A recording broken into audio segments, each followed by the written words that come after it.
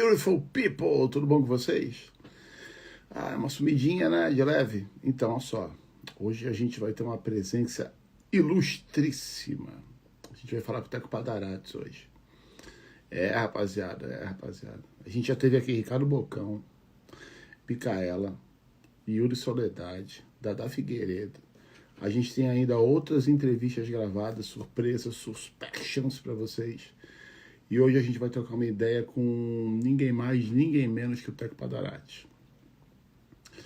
É uma alegria, é uma surpresa e é impressionante como a internet pode aproximar a gente dos grandes ídolos do esporte, né? Hoje a gente tem acesso, graças a veículos de comunicação, a possibilidade de obter, né, certo tipo de conteúdo com uma facilidade muito maior e de encontrar e de poder conversar com pessoas que a gente jamais encontraria numa mesa de um bar.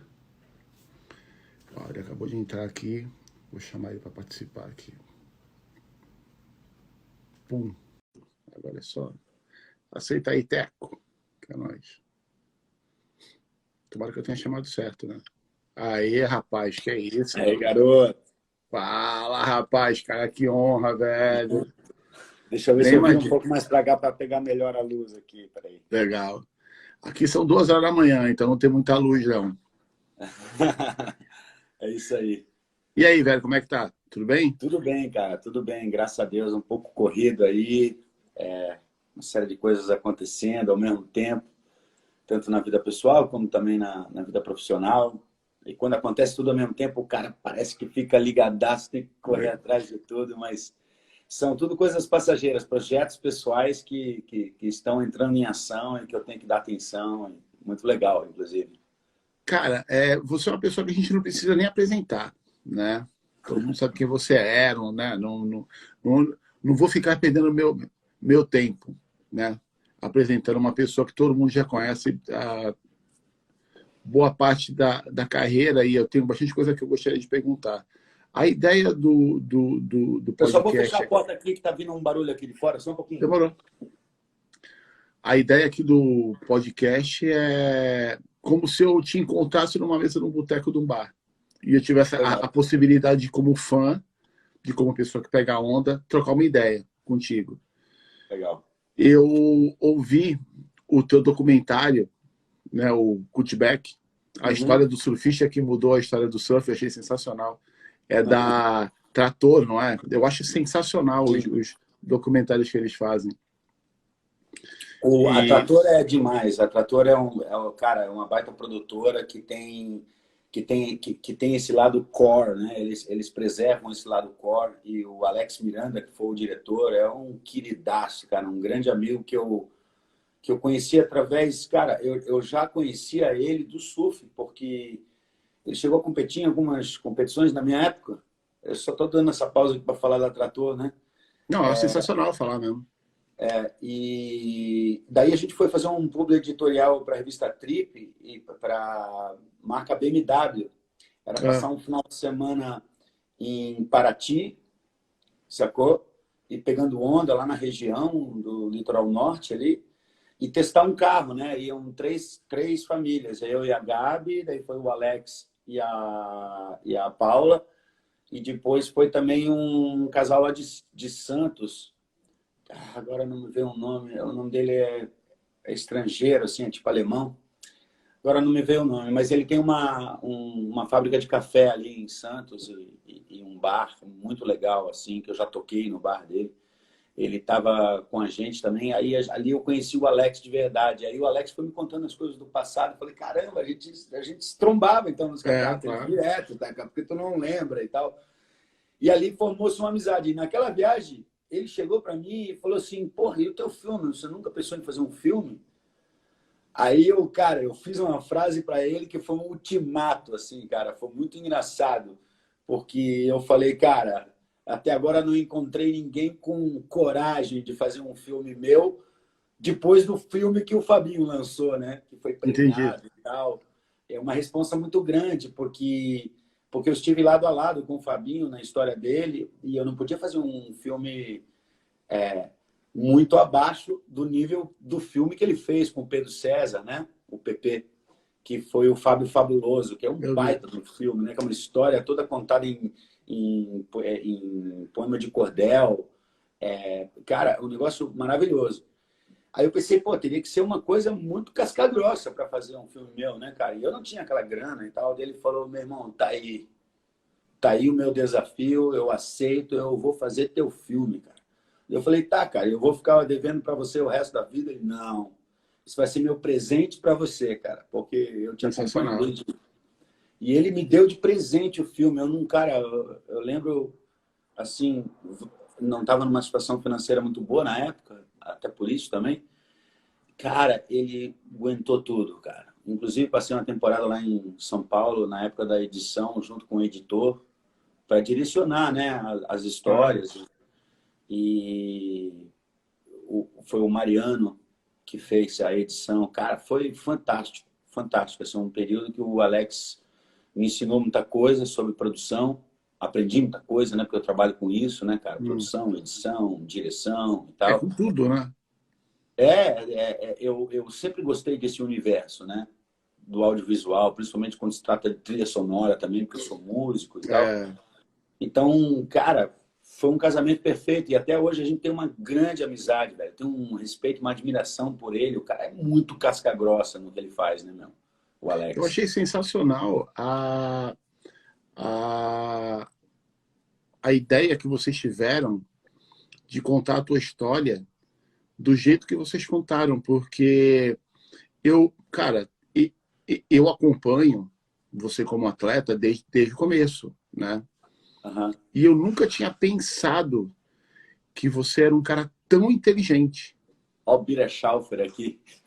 Queria só mandar um abraço pro Bira Schaufer. Não, então, é tão, legal que você tão, está tão falando isso. focado, tipo, as ideias que vocês tiveram, você e o Avelino, elas eram muito, elas não eram à frente do tempo, elas não existiam no Brasil. Da onde elas vieram? Como surgiu Bom, isso? cara, contar a história bem resumida, assim. Eu era um garoto lá em Balneário Camboriú.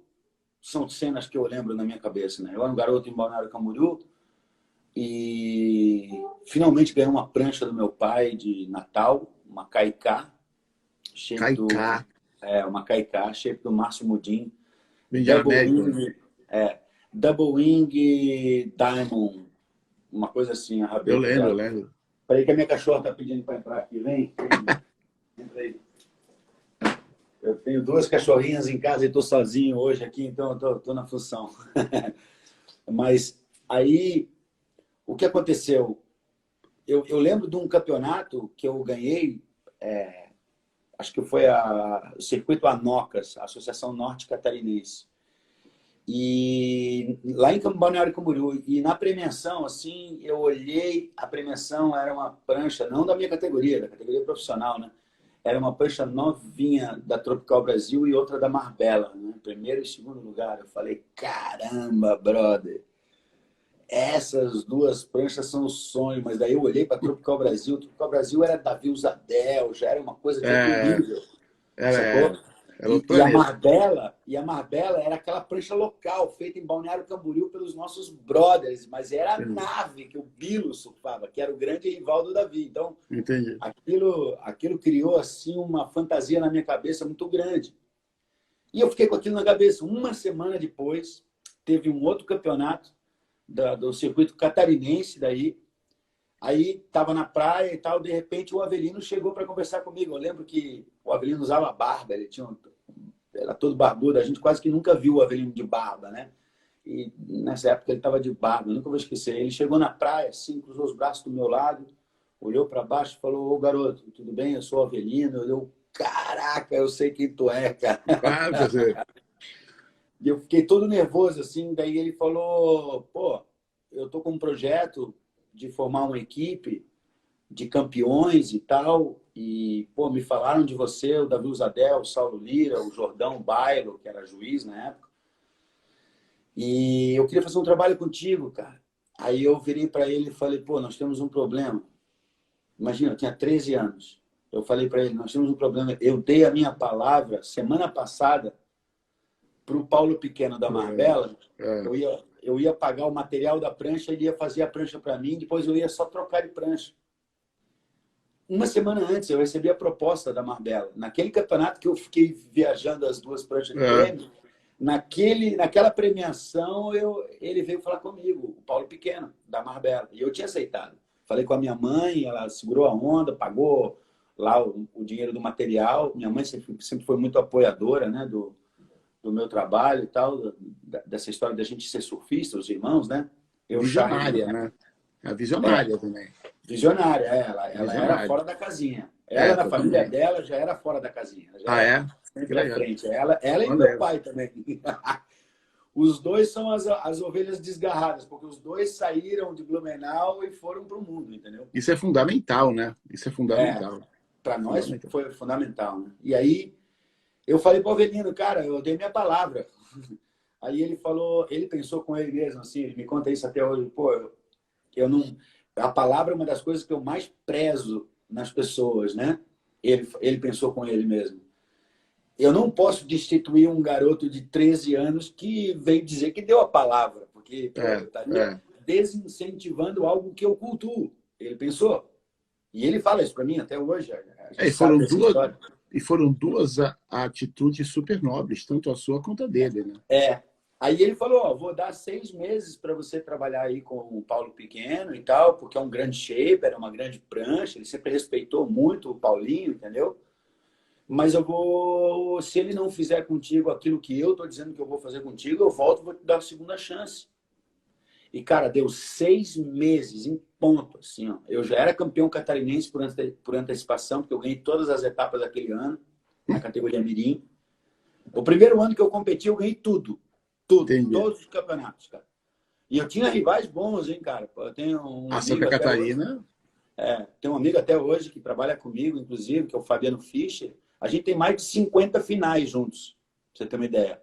E ele me ganhou várias, mas 17, assim, ele me ganhou. Mas, enfim, aí o Avelino voltou, eu estava num dia de free surf, eu saí da praia, estava meio chovendo, assim, estava voltando para casa no calçadão, chegando perto da pracinha central de Camboriú. O Avelino parou o carro, falou, Teco, caramba, é o Avelino de novo. E eu estava molhado ainda. A gente sentou no banquinho, na frente da praia, 1 hora conversando. Aí ele me explicou, eu vou te levar para os Estados Unidos, você vai morar lá, você vai trabalhar, vai estudar, vai aprender a falar inglês. Quando você entrar no circuito mundial profissional, você vai ser um gringo. Os gringos vão olhar para você como gringo, porque você já vai crescer no meio deles. Porque o brasileiro, hoje em dia, ele é muito destonado do que seria o padrão do surfista profissional naquela época, né? E a gente tinha que trazer um brasileiro que fosse aos critérios do circuito mundial, que falasse inglês, que ninguém pudesse tirar onda com ele, entendeu? Entendi. Que ele não sentisse vergonha e nem deslocado em qualquer lugar que ele fosse, ele pudesse se virar. Ele acreditava nisso. Aí eu falei, cara, eu pensei assim comigo, pejorativamente, né? Esse cara é Deus, né? Que sabe o futuro, ou esse cara tá querendo me pegar, é um pedófilo querendo me pegar, né, brother? Não é possível, né? Que é porque... O Papai Noel. Imagina, entendi. Eu tinha 13 para 14 anos, aquilo ali era um conto de fadas, né? Eu tava assim... Eu fiquei insuportável no dia seguinte no colégio, entendeu? E aí eu falei com a minha mãe, eu falei, olha, você tem que falar com a minha mãe. E ele foi, naquela noite, a minha mãe fez um jantar em casa, um churrasco e tal, recebeu eles lá em casa, estava ele, o sócio dele na época, como é que era o nome dele? O Carlinhos, que fazia as camisetas Tropical Brasil, que tinha aquela rosa escrita em verde. Que tu tinha aquela rosa que tu saía toda hora com ela. Eu lembro. Eu fui descobrir isso bem depois, tá? Eu não sabia durante a época, mas todas as vezes que eu usei aquela camiseta, eu ganhei o campeonato. Caraca, incrível, né? Incrível. E eu não sabia, eu fui descobrir isso depois que eu comecei a olhar, velho. As fotos dos pódios de campeonato, eu usava a mesma camiseta os 2 dias de campeonato, sábado e domingo. E a gente que estava de fora via isso. A gente não levava um monte de camisetinha para trocar, era favela, velho. Imagina. Era molecada, entendeu? Mas eu acho que tinha isso na nossa geração. Tinha a camiseta que a gente curtia, tinha a bermuda que a gente curtia. Tinha uma bermuda que eu não trocava, velho. Eu insistia, que era a bermuda do surf. Quando a minha mãe comprou aquela bermuda, eu não trocava, cara. Porra, usava até acabar. Depois o Avelino me deu uma da Quicksilver, que era rosa e prateada, assim, com tecido diferente. Cara, Tectel. aquela ali eu usei até rasgar ela, brother. É, Era da Quicksilver. eu ainda sou assim até hoje, cara, com as minhas bermudas de pegar onda. É que aqui na É, Nova Zelândia não dá pra usar muita bermuda, não, né? Aqui é mais pois é. roupa de borracha mesmo. Cara, assim, o que aconteceu? Ele falou com a minha mãe trabalhava para um dos maiores advogados da cidade e do estado de Santa Catarina, o cara era casca grossa, e ela olhou para ele, e a minha mãe também era comadre do juiz da cidade, Caraca. só para você ter uma ideia. Se liga, malandro. Se liga, malandro. Ela falou isso, olha, eu vou acreditar no que você está me falando, porque ele falou tudo que ele falou para mim, ele falou para minha mãe. É, Repetiu palavra por palavra. O é. discurso parecia que estava decorado. Entendeu? E ela olhou bem na cara dele depois do jantar, olhou bem e falou assim, ó, eu estou depositando a confiança do meu filho em você. Se Caramba. você vacilar, eu quero te dizer uma coisa, meu, eu Nossa. acabo com a tua raça. Meu. Você Porra. nunca mais vai viver no Brasil. Você está me entendendo? Aí ele Mãe, é? arregalou os olhos, mas o Avelino cheio de orgulho, ela falou aquilo para a pessoa errada. Porque É. a partir dali ele queria provar para ela que aquilo ia dar certo. E, por consequência, provar meu pai, porque minha mãe só estava me dando a dura, porque ela ia tomar a mó dura do meu pai, porque meu pai já eram separados dos meus pais, né? E aquilo era motivo para discussão geral. Na cabeça do meu pai, a gente ia virar vagabundo maconheiro, entendeu? E É ele ia ter que incrível, né? sustentar, sacou? A história do meu pai já constrói um pouco o cenário do que estava nessa época. Pouca gente sabe disso. O meu pai tem 3 irmãos. O meu avô decidiu que os 3 irmãos iam para Florianópolis estudar na faculdade e o meu pai ia ficar em casa cuidando da mãe dele Hum. e ajudando o meu avô na serralheria que ele tinha, sacou? E meu pai teve que trabalhar num segundo emprego escondido do meu avô para fazer a faculdade em Blumenau, escondida do meu avô. Minha avó que garantiu tudo, minha mãe ajudou a pagar a faculdade, porque eles já eram namorados, entendeu? E ele se formou antes dos irmãos. E no dia que ele se formou, ele foi lá entregar para o meu avô e falou, estou saindo de casa, vou casar, vou morar fora. O meu avô, cara, chegou para ele e falou assim, pois tu vai morar do lado, porque eu vou construir a tua casa aqui do lado e tu não vai sair do lado da tua mãe. Você está ouvindo isso? E ele fez a casa. E o meu pai foi morar lá. Aí, quando o meu pai teve sucesso na vida, o pai foi 12 anos gestor da Chapecó Frigoríficos, depois mais 12 anos gestor da Seara Frigoríficos, virou um dos maiores executivos ligados à exportação no sul do Brasil. O pai foi o primeiro cara a vender frango para o Oriente Médio sem atravessador, direto lá para países que não tinham nem relação com o Brasil, pra você ter uma ideia. Entendi. E aí ele vem e quer dar toda a faculdade, melhores escolas, ele quer dar tudo para nós. Aí aos 17 anos, 16 para 17, eu chego com meu pai e falo assim, ô pai, eu vou largar a escola porque eu vou ser surfista. Cara, eu já cansa meus ombros só de lembrar a coragem que eu tive que ter para dizer para ele. Quando eu falei isso para ele, eu desmoronei, velho. Eu não tinha mais força para nada, velho. Porque nem existia. Nem existia isso. Não existia, não Não tinha existia. referência. Aí meu pai falou, pô, então me fala aí um cara que se tornou um grande surfista, sustenta a família dele e surfando. Aí eu No pensei, Brasil não caramba, tinha. ô pai, não tem não, cara, não tem, pai. Mas tá todo mundo Você dizendo que eu vou ser o primeiro. é. Aí o pai olhou para mim e falou assim, ó, dou 2 anos para você virar, como é que você tá falando aí, ó, top 16, pai. Top 16 do mundo. Ele falou, dou 2 anos. Se você em 2 anos não virar esse negócio aí, eu vou te dar a última chance de tu estudar nas minhas costas. E aí aquela frase que ficou na minha cabeça toda vez que o Kelly Slater olhava para mim, né? Porque eu não vou sustentar vagabundo com 30 anos de idade. Quando o Kelly Slater começava a me encarar dentro d'água, o Martin Potter, os caras que eram mais agressivos na competição, eles começavam a me encarar, eu só lembrava do meu pai. Eu falava, olhava para os caras e falava assim, não perde o teu tempo, cara. Eu tenho muito mais motivo para estar aqui do que você, brother. Não se engane. Porque, cara, a época que você foi, que era o Top 16, tipo, era muito mais difícil de você chegar até por ser top 16. Sim. As dificuldades de viagem, de comunicação e tal. Você já falava inglês, você morou fora e tal, mas como é que era na tua cabeça, cara, você ter que conviver de perto com as pessoas que você só via em revista? Porque hoje em dia a gente vê no YouTube, tem muitos veículos de comunicação que tu vê um Brad Gerlach, um Tom Kerr, um Tom Curren, Sim. né? Sim. Como é que funcionava isso na tua cabeça na hora da bateria? Tu olhava para os caras e tu falava, eu vou ganhar, eu vou ganhar, eu vou ganhar, eu vou ganhar, eu vou ganhar. Porque devia ser uma parada muito louca, porque tu era muito novo ainda. Sim, eu tive até que ter preparo, né? Eu tive treinadores que trabalharam muito do meu lado psicológico. Eu abria meu jogo em relação a isso. Eu sempre fui um aluno dedicado. Desde a época de escola, quando a minha mãe falou, oh, você precisa vir, quer surfar? Tem que vir com nota boa do colégio. Eu falei, porra, ela pediu uma coisa só, ela não pediu para ir no É, supermercado, lavar a roupa, é, arrumar o quarto, ela não pediu nada. Ela só pediu para vir com nota boa do colégio. Eu falei, ah, isso aí tu deixa comigo, entendeu? E aí, eu era muito inteligente mesmo, como você comentou ali. Não é porque eu estou me vangloriando, não. Eu estudei para isso, eu prestei atenção. Eu descobri que prestando atenção, a gente não precisa reaver as coisas que a gente sabe ou que o conhecimento que a gente adquire, né?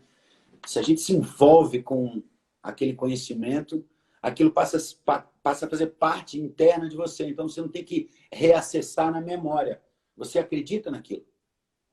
Então, quando eu comecei a ter os treinadores, eles logo perceberam que eu me entregava 100, 200% aquilo ali, né? E eu tive dois grandes treinadores. Um era professor e é professor de biomecânica na Universidade de Santa Catarina, aqui em Florianópolis. Uma das sumidades em biomecânica. Ele foi, sei lá quantas vezes, campeão dos Jogos Abertos de Santa Catarina em atletismo, mas sobretudo ginástica olímpica. Ele foi a base do nosso treino, ginástica olímpica, por causa do centro de gravidade.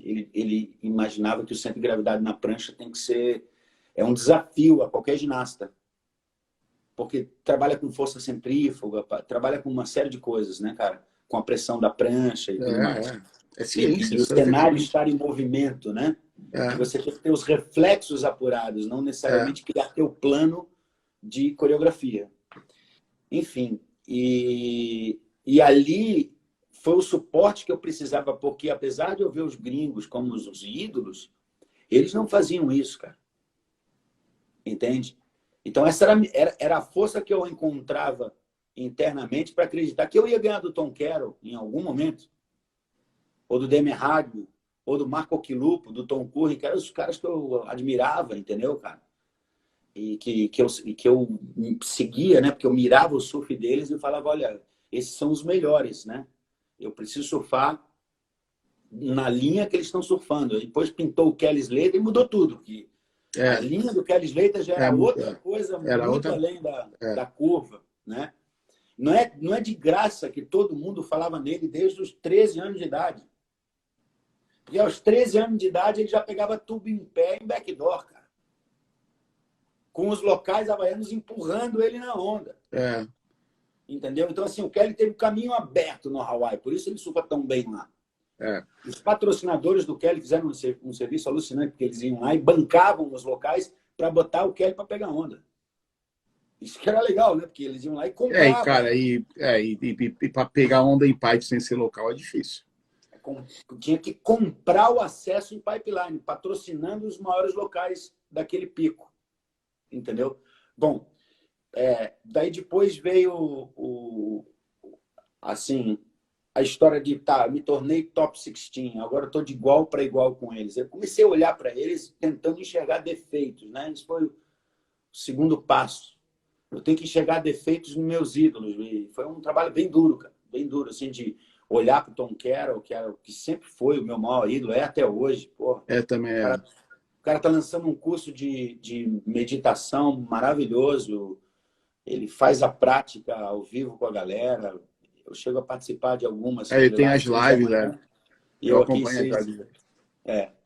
E é um cara de uma vivência incrível. que eu admiro muito, e ter que competir com ele foi muito difícil, tanto que eu perdi a maioria, eu acho que eu ganhei uma ou duas dele. Mas eu fiz uma final com ele, que eu cheguei até a postar no meu Instagram esses dias, eu no pódio com o Tom Quero, que acho que tenha sido o pódio mais significativo para mim, né? Não para minha carreira, mas para mim. Deve ser uma loucura na cabeça, né? Pô, aquele campeonato, cara, eu enfrentei o Demian Hardman, o Derek Rowe, Caraca, que moleque, né? o Matt Branson, os caras casca grossa da época, assim. Porque era muito mais fechado, né? Era muito mais fechado Uma panelinha. o circuito. Era muito mais difícil de entrar. Quando vocês entraram, a gente de fora, né? Eu lá em Santos, lá na Prost Souza, né? Porque, cara, lá na minha rua tinha uma confeitaria onde a gente sentava e dissecava os atletas. Pô, mas o estilo do Teco de back, o estilo do Teco de front, não sei quem, o Luke Egan, o Brad Gelack e tal, era uma discussão da porra. Era igual futebol. Que legal. E a gente acompanhava isso. Até hoje, a gente conversa sobre isso. Entendeu? Sobre a dificuldade. Então, para mim que estou de fora, saber que naquela época tu se preocupava com biomecânica, com o que passava na mente e tal. Eu, por ter a oportunidade de ter morado no Hawaii tanto tempo e ter convivido com vários atletas profissionais, eu vi que boa parte deles se preocupa muito com isso. Sim. Pro Hoje em dia é uma realidade de todos os atletas. O treinamento que eu tinha na época, todo mundo está usando ali hoje. E engraçado que hoje dá um nome para isso, né? Funcional, né? O trabalho funcional. Usando os acessórios e tal. Cara, o circuito funcional que eu tinha de ginástica olímpica me levou a ter performance classificatória para a equipe catarinense de solo e salto no cavalo, pra você ter uma ideia. Caraca. Parece que a formação da tua família também gerou em ti um espírito guerreiro gigantesco, né? Porque tu tem os triggers, tu é movido por pequenos desafios que acabam gerando a conquista de grandes desafios, né? Você acha que isso é algo importante hoje na criação da molecada? Como é que é teu relacionamento nesse ponto com tuas filhas e tal? Cara, a criação. Vamos lá. Aqui, ó. Eu estou usando a camiseta do meu método. Tá. O método Teco Padarates. Show. Tá? Eu tenho no meu site para a galera que quer conhecer. É só entrar no tecopadarates.com.br/produtos ou entra no site normal, vai lá em produtos. Eu dou um curso de treinamento físico e mental que é a base do que eu dou de treinamento. Não seria o treinamento necessariamente para um atleta, tá? Mas é um treinamento para uma pessoa comum alcançar mais perto do seu 100% de capacidade física e mental. Encarar a vida. Sensacional. Está pronto, exatamente, está pronto para o dia a dia. Então, assim, como eu te falei antes, eu prestei muita atenção naquilo que eu aprendi durante a minha vida. E os meus treinadores, quando falavam, eu absorvia aquilo como se fosse a minha alma. Entendi. Entendeu? Hoje eu tento passar para uma pessoa comum, já até filtrando certos objetivos que a gente tinha na época e, como é que eu vou dizer, perfis dos meus próprios treinadores que não pertencem a mim. Entendi. Que eu tive que reencontrar-me dentro desse processo. Foi através do meu segundo treinador, Mark Schultz. Nós temos uma história incrível porque ele me ensinou tanto o caminho interior, através do yoga, e eu absorvi tanto aquilo que quando eu me encontrei aqui de verdade, eu olhei para o que eu fazia e descobri que aquilo não era eu. Competição não me faz bem. Olha só que coisa loucura. Que doideira, hein? Que doideira, hein? Eu descobri isso em 2000, tá? No ano de 2000, foi quando a primeira pessoa que eu liguei foi para o Avelino e falei, caralho, a gente acabou de fechar um contrato de 3 anos para eu ser 100% Tropical Brasil. Eu tinha saído da Red Bull. Eu lembro. Foi o maior escândalo na minha rua isso. Foi uma coisa... Foi um dos grandes erros da minha vida profissional, foi esse. Foi ter tomado essa decisão. Foi uma coisa que o Avelino, construímos um plano nosso, não era só dele, não foi ele que me arrancou, foi eu e ele que construímos esse sonho que a gente tinha. Só que a gente se deixou levar, na época, muito mais pela emoção do que pela visão mercadológica. E foi um passo maior que a perna. E deu tudo errado. Financeiramente, deu tudo errado naquela época. Entendi. Mas eu tinha dito para ele, cara, eu não aguento mais, eu não posso mais fazer isso, eu estou depressivo, cara. Eu chorava no avião, eu vomitava nas baterias, eu estava com um quadro de depressão clássico. E não estava querendo admitir, inclusive. Mas estava querendo... cara? Mas tinha consciência para resolver aquilo sozinho. Entendi. E foi o que aconteceu. Eu falei com o Avelino abertamente, ele me recebeu como ele me recebe até hoje, abertamente. Ele é eu não sei se ele é um irmão mais velho ou ele é um segundo pai que eu tenho. É uma coisa misturada entre os dois, tá? Mas o Avelino foi de um exemplo para mim ali naquele momento. Ele me acolheu, me pediu mais 3 anos para cumprir o contrato do projeto que a gente tinha, porque ele tinha investidores, mas que ele me daria todo o suporte para eu fazer essa saída ser uma saída fantástica. E culminou de eu tomar uma outra decisão, que era comprar a licença para realizar a etapa do Mundial. Ali foi a gota d'água, foi quando a oportunidade pintou. O trem passou e eu pulei, bro. Pulei para dentro dele. Não fiquei pensando se vai vir outro trem ou não. Eu imediatamente pulei. Eu vi que a etapa ia ser entregue de volta, a licença ia ser entregue de volta pela pessoa que tinha no Brasil. E um francês que estava na fila para fazer uma etapa já estava abrindo, já estava tomando posse daquela etapa. E eu, como representante dos atletas na época, pensei, o Brasil não pode não ter uma etapa. Entendi. E não vai dar tempo de ir ao Brasil procurar alguém que faça. Eu não sei nem por que eu fiz, mas eu levantei a mão e falei, eu fico com a etapa. Todo mundo na sala riu, cara. Todo mundo na sala riu. Por quê? Meses depois, porque isso foi no começo do ano, em fevereiro, tá? Eu tirei $50 mil do bolso, que era todas as minhas economias da época. Estou abrindo aqui para a galera, olha só o dinheiro que a gente fazia.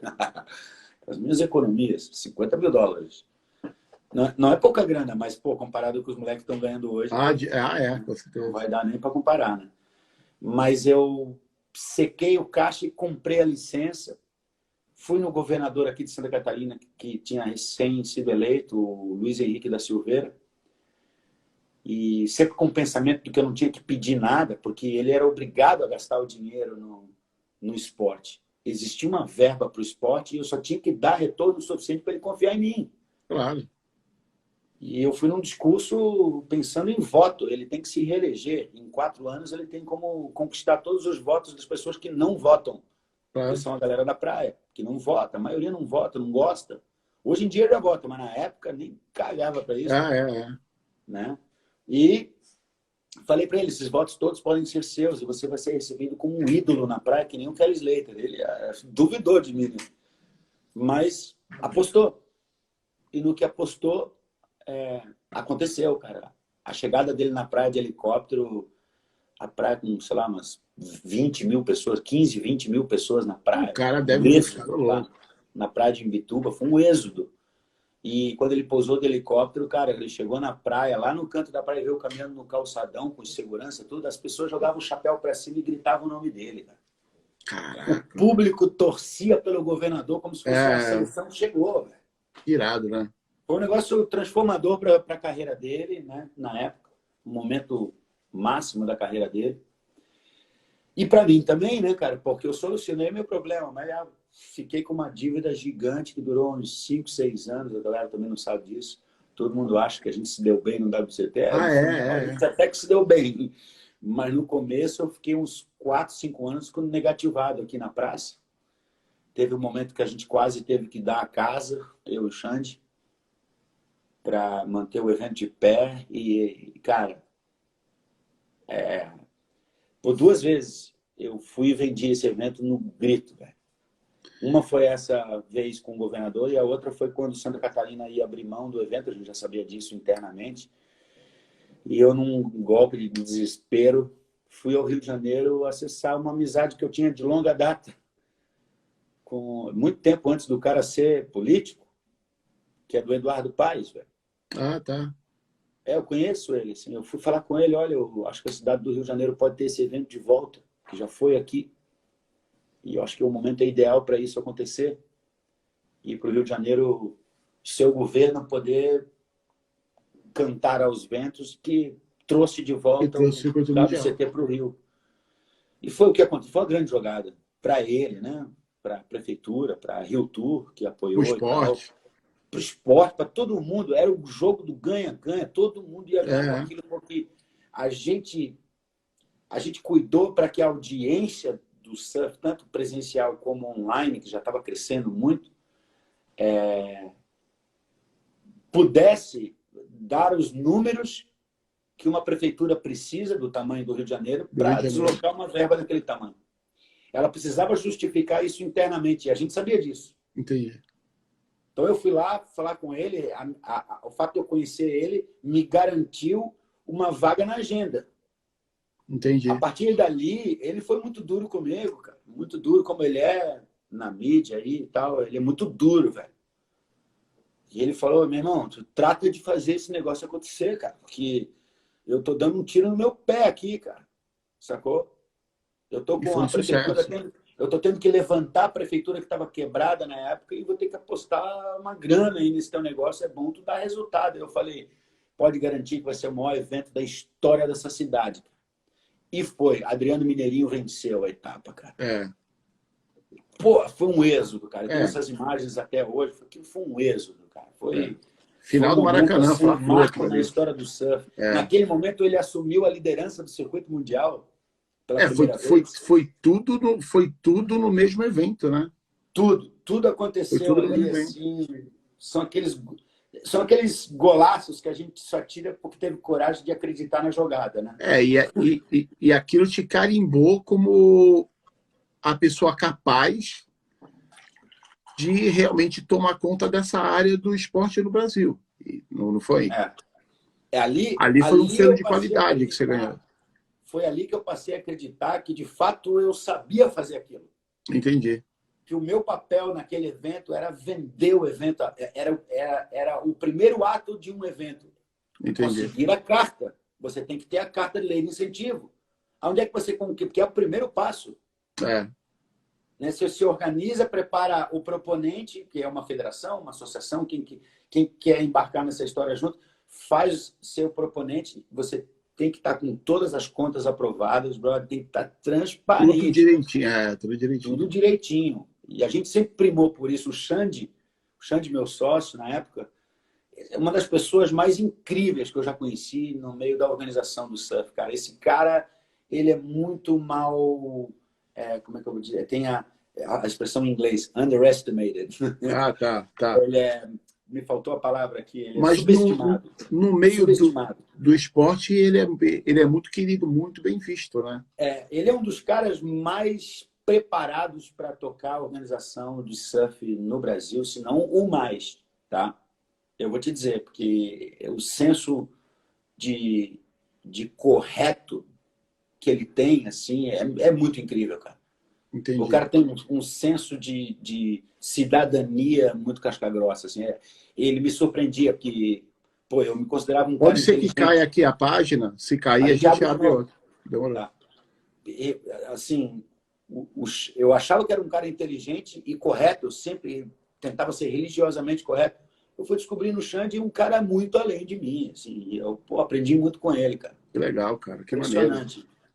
Porque são coisas que a gente aqui de fora, por exemplo, eu vou te falar uma parada que eu já ouvi, e que é bom você ouvir. Eu já ouvi muita gente falar que, não, o Teco entrou nessa aí pela grana, deve estar chupando o maior dinheiro. Galera não sabe da missa a metade. Porque é aquela parada, né, cara? A galera vê a galera em uma posição, né, de liderança e pensa que é por causa da grana. E eu já cansei de falar, cara, velho, tu tá falando do Teco. Tu não tá falando de um cara que apareceu do nada.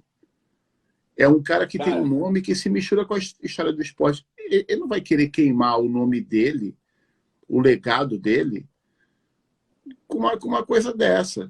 Ele é o único. Exatamente isso. Ele é o cara para fazer a parada.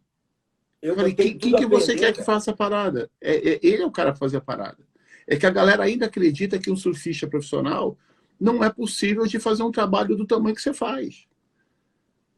Eu tenho uma faculdade gigante de experiência nesse assunto hoje em dia, né, cara? E na época, eu fui descobrir um talento que eu tinha. Eu sabia que era possível, que eu tinha nome, mas era preciso ter habilidade. E, cara, foram anos de sendo o representante dos atletas na Liga Mundial, que hoje é Liga, na época era a Associação Mundial, muitas reuniões de contratos, muitas reuniões jurídicas, muitas reuniões de mídia, reuniões de regra para atletas. Eu fiz uma verdadeira faculdade, uma universidade sobre campeonato de surf, porque associação, ligas, sindicatos, representação, tudo, cara. Depois, aí, quando eu conquistei a licença do WCT e toquei esse trabalho por 16 anos com o Xande, durante um tempo com o Avelino, depois ele saiu, ficou só eu e o Xande. Isso me deu a faculdade prática daí, né? Eu botei em prática aquilo tudo que eu tinha aprendido já nos outros 12 anos que eu tinha passado como representante dos atletas. Entendi. E eu falava as línguas, né? Eu falo várias línguas, então, pô, isso facilitou muito, né, cara? E hoje, eu estou tentando evitar entrar muito nesse assunto, porque eu não quero que isso aqui vire uma campanha política. Vai ser a próxima pergunta. Eu tenho horror essas coisas, velho. Vai ser a próxima pergunta. Mas eu recebi um chamado. E não foi um chamado de fulano ou de Beltrano. Não. Eu já venho assistindo esse cenário da Confederação Brasileira de Surf há alguns anos, tá? Eu não sou uma criança, eu não preciso de milhões de detalhes para acreditar naquilo que eu estou vendo. Ou tá? Não vendo, né? Ou não vendo acontecer. Eu sou inteligente o suficiente para ter consciência do que eu estou falando aqui, tá? Eu recebi um chamado no meu esporte, velho. Claro. O meu esporte suou a luz vermelha, não foi nem amarela. Ele acendeu a luz vermelha e falando assim, alguém tem que fazer alguma coisa e, Teco, na boa, nesse momento não há ninguém no Brasil que seja capaz, como você é, de realmente fazer alguma coisa acontecer. Porque eu vou te dizer assim, eu tenho ouvido de muita gente no mercado falando que o mercado está difícil. Olha, você não está olhando para o lugar direito, para o lugar certo. Eu estou assistindo, acompanhando e sou amigo de muita gente que está, lavando a égua nessa pandemia. Tendo sucesso, assim, de forma incrível, que tu não pode imaginar. E eu vou dizer, não são oportunistas, não. Não estão aproveitando oportunidades. São pessoas que construíram legados de sinceridade, transparência, de honestidade, de caráter, sacou? E de disciplina. Estou acompanhando gente assim que, com esses fundamentos, estão conquistando cada vez mais. E o cenário da pandemia está apenas potencializando essas pessoas. Por causa de tudo que está acontecendo. Elas apenas vieram à tona. Elas já vêm fazendo esse trabalho há muito tempo. Em vários setores. Setor financeiro, setor de eventos, setor gastronômico, setor de marcas. Aliás, está havendo uma revolução nas marcas de surf. Estamos assistindo o renascimento da cultura surf. E nunca tivemos um momento tão bom para vender surf. Que a galera que não está conseguindo vender está vendendo de forma arcaica o surf por aí. O surf precisa passar por uma reprofissionalização, então. Claro. Cara, você tem que olhar para o surf de forma diferente. Nós estamos 40 anos depois, velho. Depois, Nós estamos há 40 anos da filosofia que está se usando, sendo usada hoje no surf nacional. Eles estão parados 40 anos. O que você acha que poderia ser feito para dar uma melhorada? O que podia ser feito, primeiro, cara, primeira coisa que tem que ser feito, tá? É criar um canal de audiência. Pega o exemplo da WSL. Ela é uma empresa de sucesso por quê? Porque o conteúdo que ela passa para as pessoas é incrível.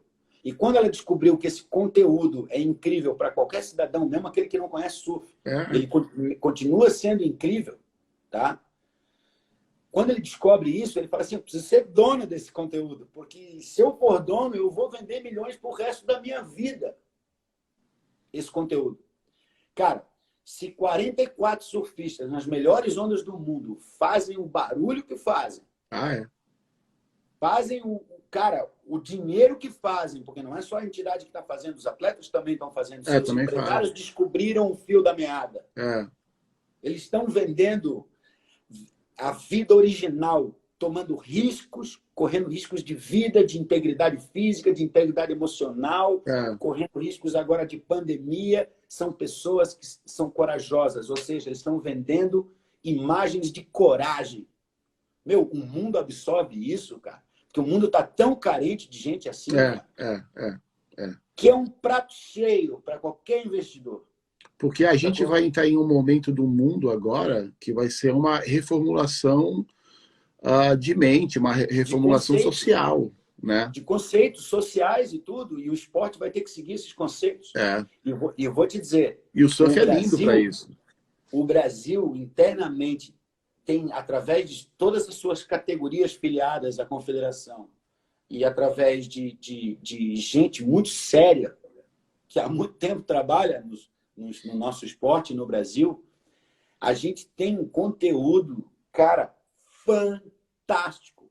Você viu aquelas cenas de surf da Ilha Mãe lá no... Vi. Você viu? Parece que jogando... Tu viu que onda, bro? Vi. Sensacional. Você viu aquelas ondas na Baía de Guanabara? E várias que tem por aí. E várias que tem por aí. Em São Paulo tem várias lajes também. Agora tirei uma carta, agora vou botar outra aqui. Você viu o Davizinho radical surfando ultimamente? Ô, meu irmão, desculpa a forma de eu falar, mas se eu não falar dessa forma, as pessoas talvez não sofram um impacto. O cara se juntar tudo que ele tem, dá mal um braço e uma perna. E o cara tá dando batida no lip, cutback, pegando tubo, andando de skate, jogando golfe. Meu irmão, isso é conteúdo, velho. Para fazer pessoas chorarem de emoção e mudarem o resto das suas vidas por causa disso. Aonde é que está a confederação que não está explorando isso?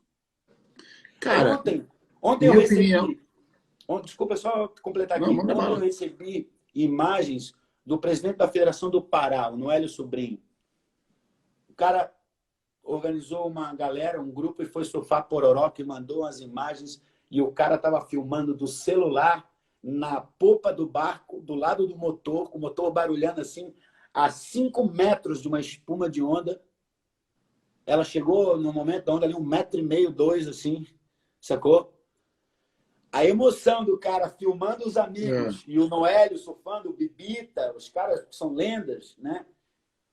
A emoção do cara filmando no celular, velho, eu comecei a suar, velho, aqui dentro de casa.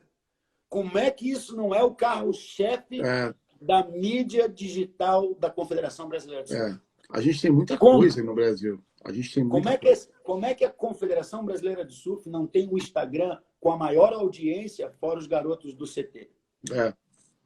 Como que isso não acontece? Ou trabalhando em parceria com eles, né? Como é que a gente não tem uma agência das melhores do Brasil, como o Grupo Sal, por exemplo, fazendo o marketing da Confederação? Como? Como é que isso é capaz de não acontecer? Tá tudo na mão, velho. Aí bater nas portas, sabe na porta de quem eu vou bater? De quem tá vendendo surf, velho. Claro. Quem já tá fechando o contrato, assinando, botando coisa para acontecer. É com eles que eu quero falar, bro. Claro.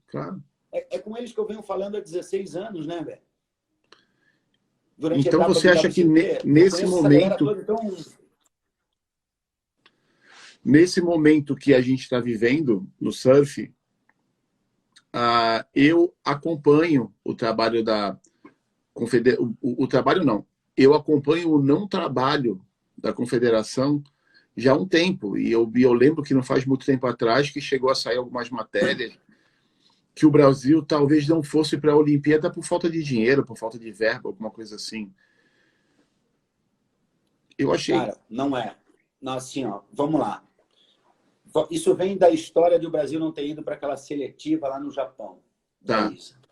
Tá? Foi dali que começou esse assunto. O que se sabe é que, por uma questão de prestação de contas, eles não teriam condições de prestar contas de forma correta. Caraca. Puxaram o freio. Sério? Que absurdo, cara.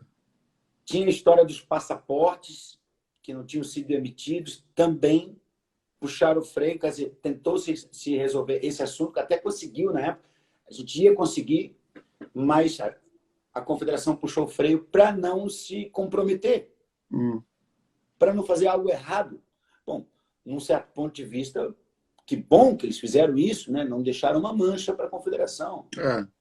Que bom que eles tiveram a responsabilidade sobre o erro cometido. Agora, vamos falar do erro cometido? Como não existe uma assessoria jurídica para não deixar isso acontecer? Como, velho? É uma... Pô, cara, cara, eu uso lei de incentivo há 20 anos, velho. Porra, pelo amor de Deus. Sacou?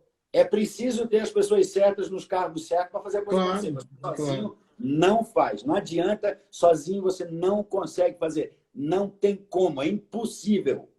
Eu conversei com a chapa do Jojó. O Jojó é bem amigo meu, gente boa pra caramba, gosto muito dele. Eu também. Só que tem essas duas chapas. Tem a dele, que é ele, a Brigitte Meyer, e tem a sua. Qual é a tua chapa? É tu, o Paulo Moura? Qual é a formação da tua chapa? A chapa Nação Surf Brasil é formada pelo candidato a presidente, que sou eu. Antes era o candidato Bocão, mas ele, por questões profissionais e pessoais, ele não poderia assumir a presidência, mas qualquer outro cargo ele poderia assumir, então ele vai assumir o nosso conselho. Ele foi o primeiro a participar do podcast, ele falou isso. Então eu como presidente, o Paulo Moura como vice, tá? Aí a gente tem uma equipe entre diretores, e secretários e coordenadores, que vai de Bira Schaufer, Geraldinho, que são dois caras, provavelmente os dois que mais realizaram etapas de surf na história do Brasil. Assim, o Geraldinho foi pelo menos dois dos que mais fizeram, entendeu? O Geraldinho foi meu vizinho em Uaialu. Então, o Bira Schaufer só tem 27 WQS nas costas. Só isso.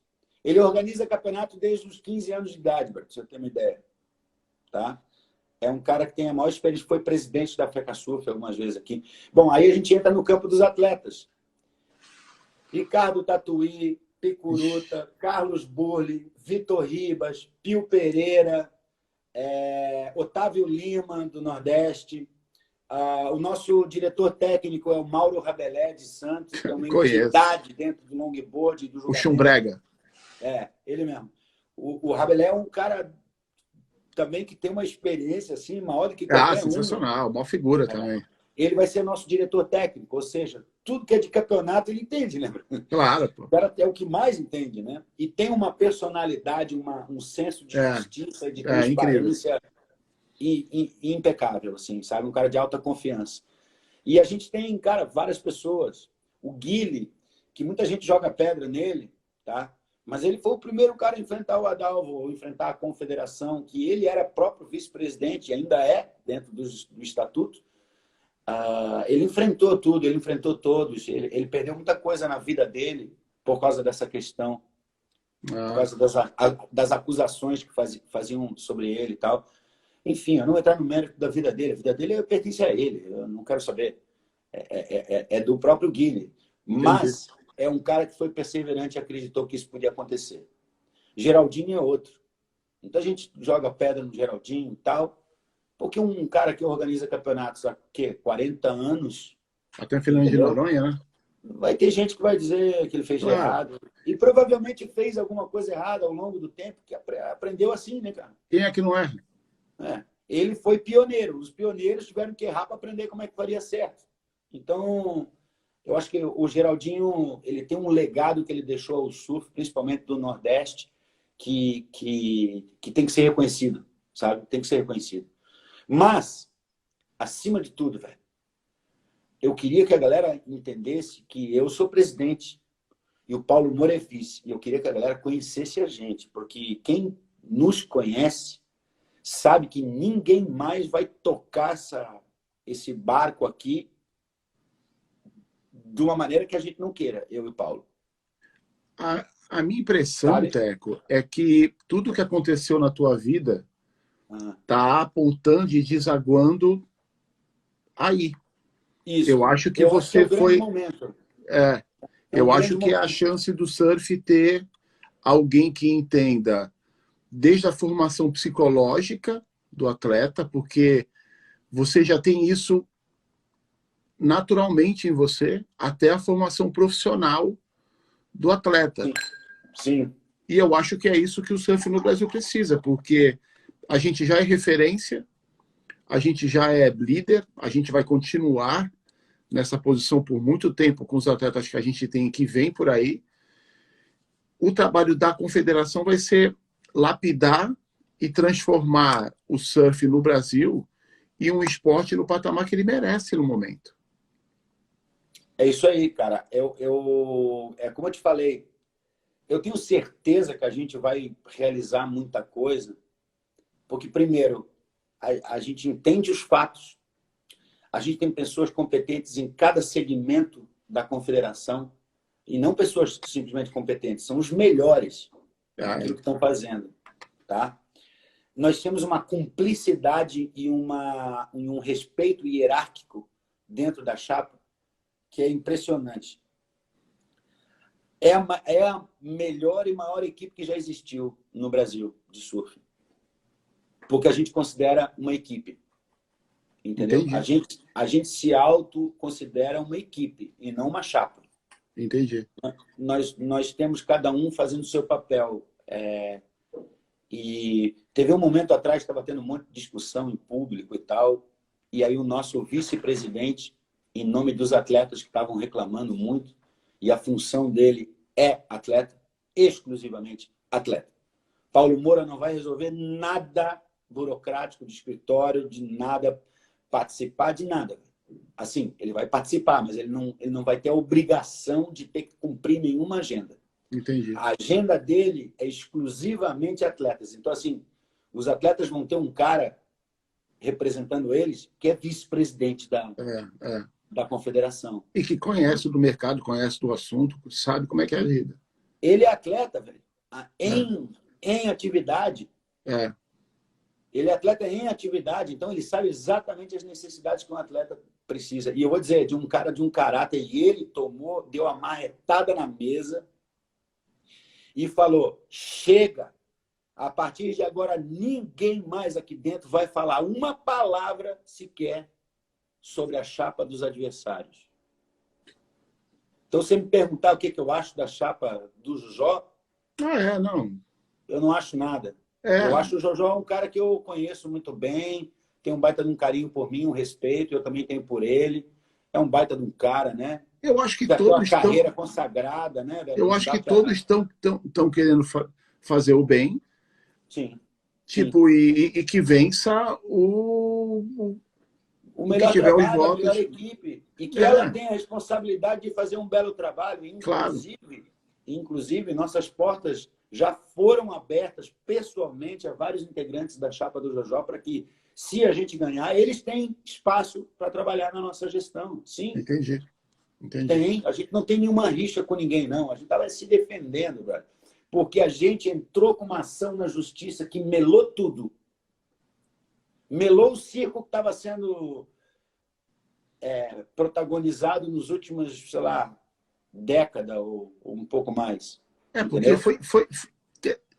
Explica pra gente os acontecimentos, cara, porque parece que teve um outro episódio essa semana, e como esse bate-papo vai sair no Waves e é o maior site que tem no Brasil, eu acho que a galera ia ficar mais esclarecida sobre o que está rolando. Resumindo em palavras populares, para que todo mundo entenda, né? Que a gente não fique falando aqui em termos jurídicos e tal.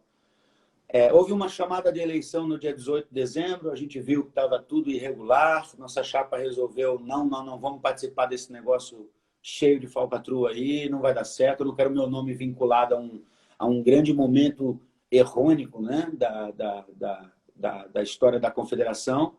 E tivemos a bênção de sermos procurados por um escritório de advocacia especialista nesse assunto, por pessoas que pegam onda direto, surfam diariamente, e disseram, nós estamos aqui porque nós recebemos um chamado. Quando eles falaram isso, ele falou, vocês chegaram em casa. Porque aqui nessa casa todo mundo está atendendo esse chamado. Legal. Eles abraçaram a causa e nos mostraram não só o que estava acontecendo juridicamente, mas o caminho para resolver isso juridicamente. Entendi. A gente fez um excelente trabalho indo atrás das federações, que são quem tem autoridade para fazer alguma coisa, e fizeram. Entraram com ação dentro da lei do estatuto, dentro da justiça brasileira, seguindo lei Pelé, seguindo todos os artigos que existem, e fomos atrás e acreditamos na justiça. Ela demorou um pouquinho, porque no Brasil é complicado, é muito caso, né? A justiça é pouca gente para julgar tanto caso. Né? E acreditamos, e nós estávamos certos. A justiça acreditou naquilo tudo que a gente falou, não só acreditou, mas como julgou, e falou que a gente tinha razão, estava tudo errado, tem que ser feito da forma correta, porque nós temos que estabelecer um exemplo para futuras gestões da Confederação Brasileira do Surf. E para futuras gerações também, né, cara? Eu acho que a gente tem que dar esse marco. E aí, assim, ó, você pega uma chapa de gente tão grande, de nome tão renomado, velho, tu acha que essas pessoas iam colocar sua cabeça a prêmio para fazer besteira, velho? Para não ser para não deixar um marco na história do surf de novo. De novo, porque cada um de nós já deixou um marco. A gente vai lá deixar de novo esse marco. Mostrar para todo mundo que isso não foi sorte, foi competência. E é o que a gente vai fazer. A gente vai ser competente, velho. E nós já estamos trabalhando, que ninguém sabe. Nós já estamos trabalhando porque o dia que a eleição rolar, e no caso, se a gente for eleito, sacou? A gente não pode esperar 2, 3 meses para a coisa acontecer. Tem que, sair andando. Eu já estou vendendo, já estou conversando, tendo reuniões. A gente já está se infiltrando em vários governos ao redor do Brasil, e eu digo isso, tem contatos nossos no Nordeste, no Sudeste e no Sul. E eu estou amarrando no Norte também.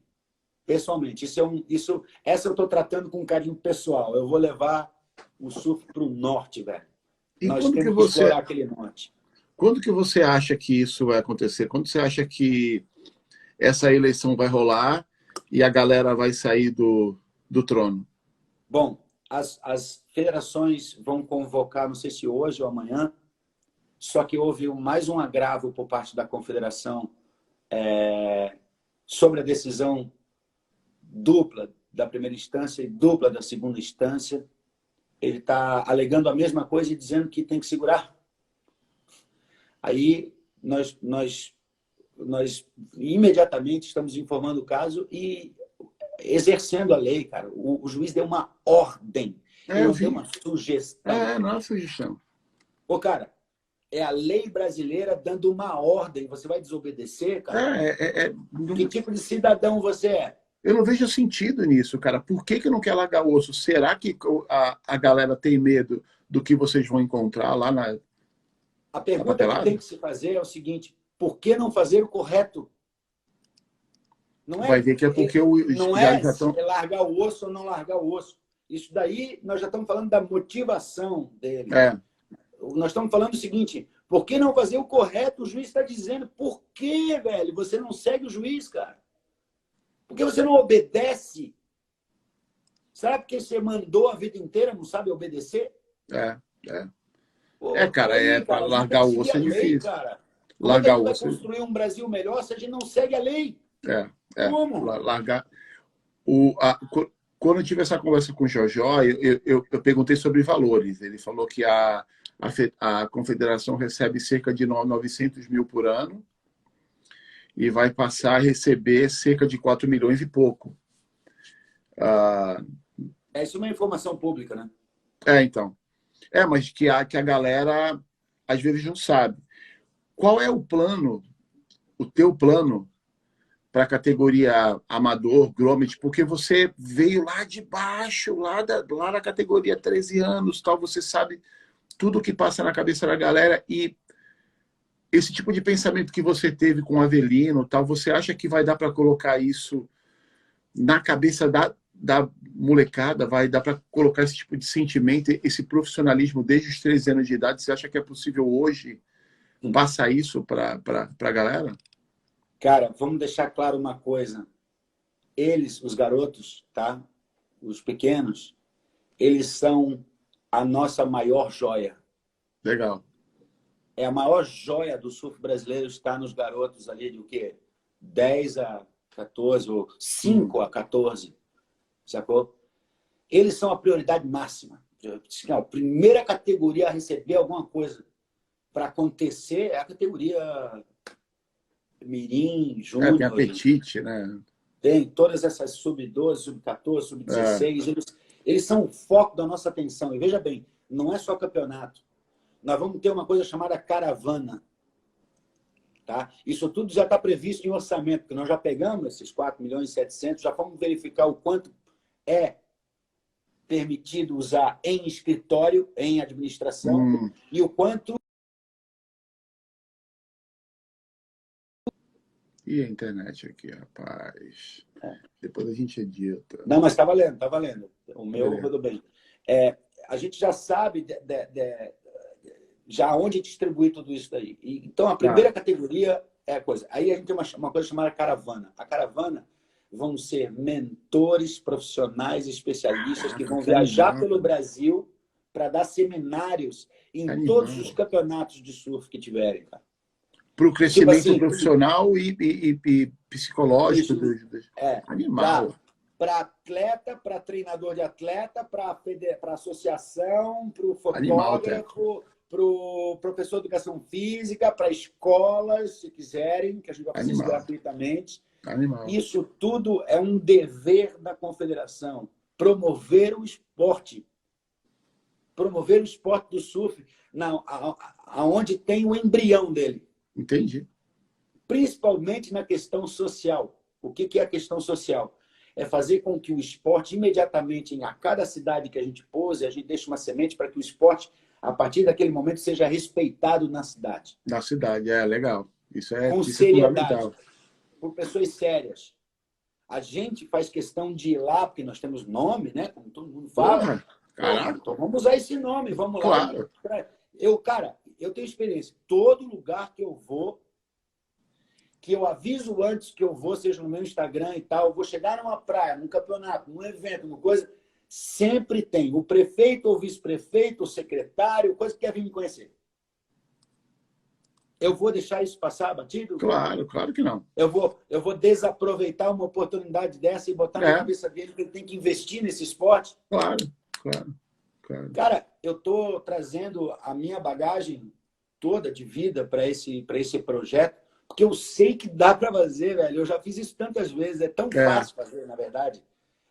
Não é difícil, é complexo, porque é burocrático. Entendi. Cara, temos as pessoas na equipe para cuidar disso. Os melhores.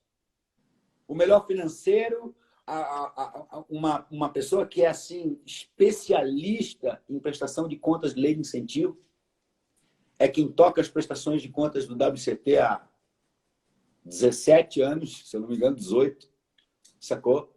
É o cara dos números. É uma pessoa que tem recomendação de muita gente sobre esse assunto, porque fazer o WCT do jeito que a gente fez durante esses anos todos, cara, vou te dizer, tem que ter muita coragem e muito conhecimento de causa ali dessas leis, cara, porque... E elas mudam o tempo inteiro no governo do estado, no município, no governo federal, o tempo todo mudando.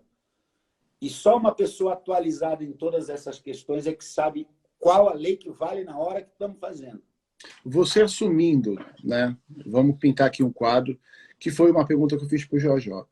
Você assumindo, como é que você vê o surf quando você largar a tua, né, gestão, né? Gestação. Ah, Gestão. cara, no teu caso, eu acho que dá para chamar de gestação, porque você vai criar algo a partir do nada. Vai ser um filho teu, que você vai ver crescer, talvez até na mão de alguma outra pessoa. Porque o estado de abandono que está o É surf incrível. no Brasil, que não tem um circuito brasileiro, que os circuitos mirins, que nem tinha antigamente, Hang Loose, Lightning Bolt, lembra que é da nossa época e tal, que são coisas que eram importantíssimas, né? Que eu lembro que para a galera da minha idade, da nossa idade na época, movimento. Porque, cara, eu pego onda de bodyboard, só, apesar do meu tamanho e tal, mas eu. Ontem nós tivemos uma reunião com o presidente, o vice e toda a galera da cúpula do bodyboard no Brasil, da nova confederação de bodyboard no Brasil. Legal, legal, Marcelo legal. Pedro e tal. Puta, Marcelo Pedro é sensacional. Camarada. Marcelo Pedro é sensacional. Camarada. E, cara, como é que você vê quando você sair da tua gestão? Como que você quer deixar o surf? Como que você pretende... como que você vislumbra o surf daqui a 10 anos Cara, no eu vou Brasil? dizer o seguinte, o pensamento é unânime dentro da nossa equipe, tá? A gente, eu verbalizei uma frase para a nossa equipe que eu tinha feito para o Xande Fontes quando eu fui convidá-lo a ser meu sócio na licença da Etapa do Brasil. O meu compromisso é que quando o atleta chegue na cidade, ele seja recebido pela população. Tá. Sacou? Legal. Que se isso acontecer, todo o resto já aconteceu. Tá. A gente cumpriu com todas as tarefas. O termômetro é esse.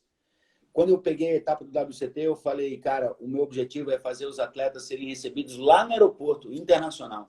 Tá irado, hein? É lá que eles têm que ser ovacionados, na frente de todo mundo, de todas as classes. E nós conquistamos isso, né, cara? A etapa do WCT do Brasil, para você ter uma ideia, quando o Medina chegou em 2014 do Campeonato Mundial dele, né, do título mundial dele, eles descobriram no aeroporto que não daria para ir para Maresias 3 horas de carro, porque eles iam causar um monte de acidentes no meio do caminho. Porque haveria uma caravana, uma multidão de pessoas seguindo ele até onde ele estiver indo. Tiveram que alugar um helicóptero, cara, para poder tirar ele do aeroporto. Caraca, que Isso é o verdadeiro resultado do surf brasileiro, entendeu? É o público acompanhar em grande escala, consumir surf em grande escala, sacou? E essa escala tem que acontecer para o surf nacional. Os anos dourados do super surf e tal, os anos dourados dos campeonatos brasileiros, que é muito legal. Que dá para voltar, tranquilamente. Cara, mas cadê os anos dourados da molecada que já está dando aéreo reverse ou aéreo, como é que é, full rotation com 12, 13 anos de idade, como aquele Arthur Vilar, lá do Nordeste. O moleque é um fenômeno. Como é que ele não está nas principais páginas do surf nacional? Ele está lá. Hoje a gente não tem nem revista de surf mais, cara. Pois é. Porque os canais hoje são diferentes, mas tem muitos sites, muitos lugares onde a gente pode consumir surf de forma tem a gente aqui. alucinante. O seu é um, né, cara? Tem a gente. O seu é um canal de conteúdo profundo aqui no meio do surf. Então, cara, a pessoa tem aonde absorver o conteúdo que ela quer. É que a gente é muito ligado ainda ao romantismo das revistas de surf, que fizeram um trabalho. A cada dia que passa, eu amo mais a revista Fluir, cara. Porque eu recebo das pessoas assim, ela era a nossa internet, né, cara? Claro que era, velho. Porra, a gente ficava esperando sair. Porra, era incrível, cara. Era incrível, porque saía tudo com um pouco de atraso. Deixa eu te fazer uma pergunta agora, saindo um pouco da política, cara. Qual é a diferença que você vê entre o título mundial do Medina e do Mineiro? Porque são histórias completamente diferentes. Sim. Né? Um é um operário do surf mesmo, que é o Mineiro, e o outro é o Medina, que é meio que um Pelé do esporte, tanto mentalmente, a gente vê ele virando baterias, faltando 30 segundos, precisando de 8 pontos ou 9 pontos, alguma coisa. Qual é e são duas gerações distintas do surf. Eu não vou nem falar, não precisa falar que nesses 2 títulos tem o teu pé ali, né? Porque foi você que arrombou a porta, junto com o Fábio e com o Alfio, que para mim é um outro herói do esporte, junto com o Avelino e as pessoas que participaram dessa empreitada. Com certeza. Qual é a diferença que você vê desses 2 títulos? Cara, você descreveu claramente ali, são 2 personalidades completamente diferentes, né, cara? O Gabriel é um fenômeno, né? Ele não é só um fenômeno dentro d'água, ele é um fenômeno fora d'água, virtual, ele é um fenômeno no banho, em Ele é um qualquer lugar bicho. que ele vá. Ele é sinistro, moleque. Ele tem uma estrela de ídolo, assim, de ícone, de marco na história. E a estrela dele está deixando de ser só brasileira. Ele já é um cara que tem seguidores no mundo inteiro. Ele transcendeu as bandeiras, entendeu? Até aqui na Nova Zelândia tem. Então, tem gente que idolatra ele mais do que outras pessoas, outros atletas que são do seu próprio país. E ele mostrou isso em números, né, principalmente. Né? O Gabriel é um cara que tem mais número do que todos os outros atletas juntos. Mais seguidores do que se juntar o John e o resto da galera, ele tem mais. Sozinho. Que é difícil a gente ver uma mistura de carisma e aquela sensação de que o cara pode fazer alguma coisa do nada, né? Ele é uma mistura que nem você falou, meio que é uma mistura de carisma com um gênio do esporte. Nós estamos vivendo e assistindo um dos maiores, velho, da história do surf no mundo. Tá? Então. Assim, vamos botar dessa forma, é um dos maiores, cara. Ele é um dos maiores. Eu acho também. Ele é muito mais do que o surf dele. É muito mais do que isso. O Gabriel é um cara que está fazendo os outros ganharem mais dinheiro, entendeu? É a partir do momento que ele vale, sei lá, 3, 4, 5 milhões num contrato, o Adriano passa a valer 1, 2. O Ítalo passa a valer 2, 3. O Felipe vai ganhar esse dinheiro lá nos Estados Unidos também. Entendeu? Então, cara, ele é uma ponta de lança. Já o Adriano representa tudo aquilo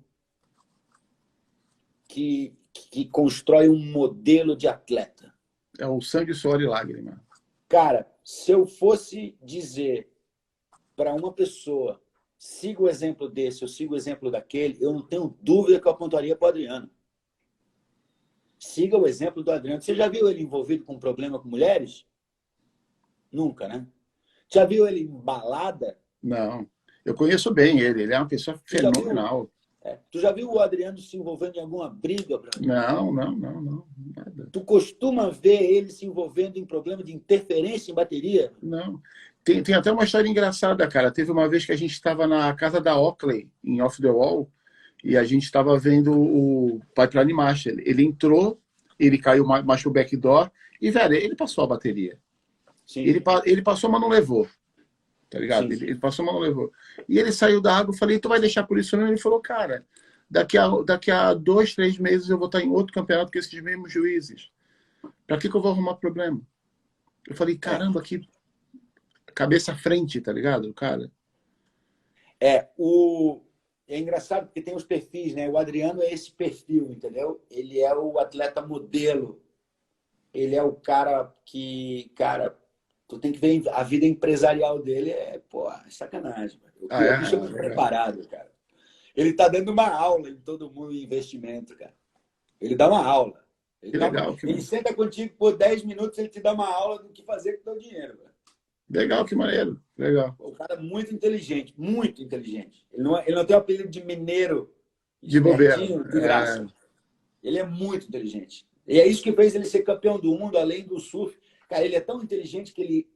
Não sei se tu percebeu, naquele ano que ele foi campeão, uns 2 anos para trás, ele se dedicou tanto às ondas grandes, às ondas de peso, que o resultado veio claramente quando ele foi campeão, né, cara? Ele ganhou nas ondas pesadas, velho. Ele se sobressaiu nas ondas pesadas. E é um cara que eu tenho, assim, uma admiração, velho, incrível.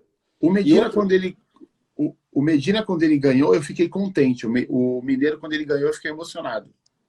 Foram sensações diferentes.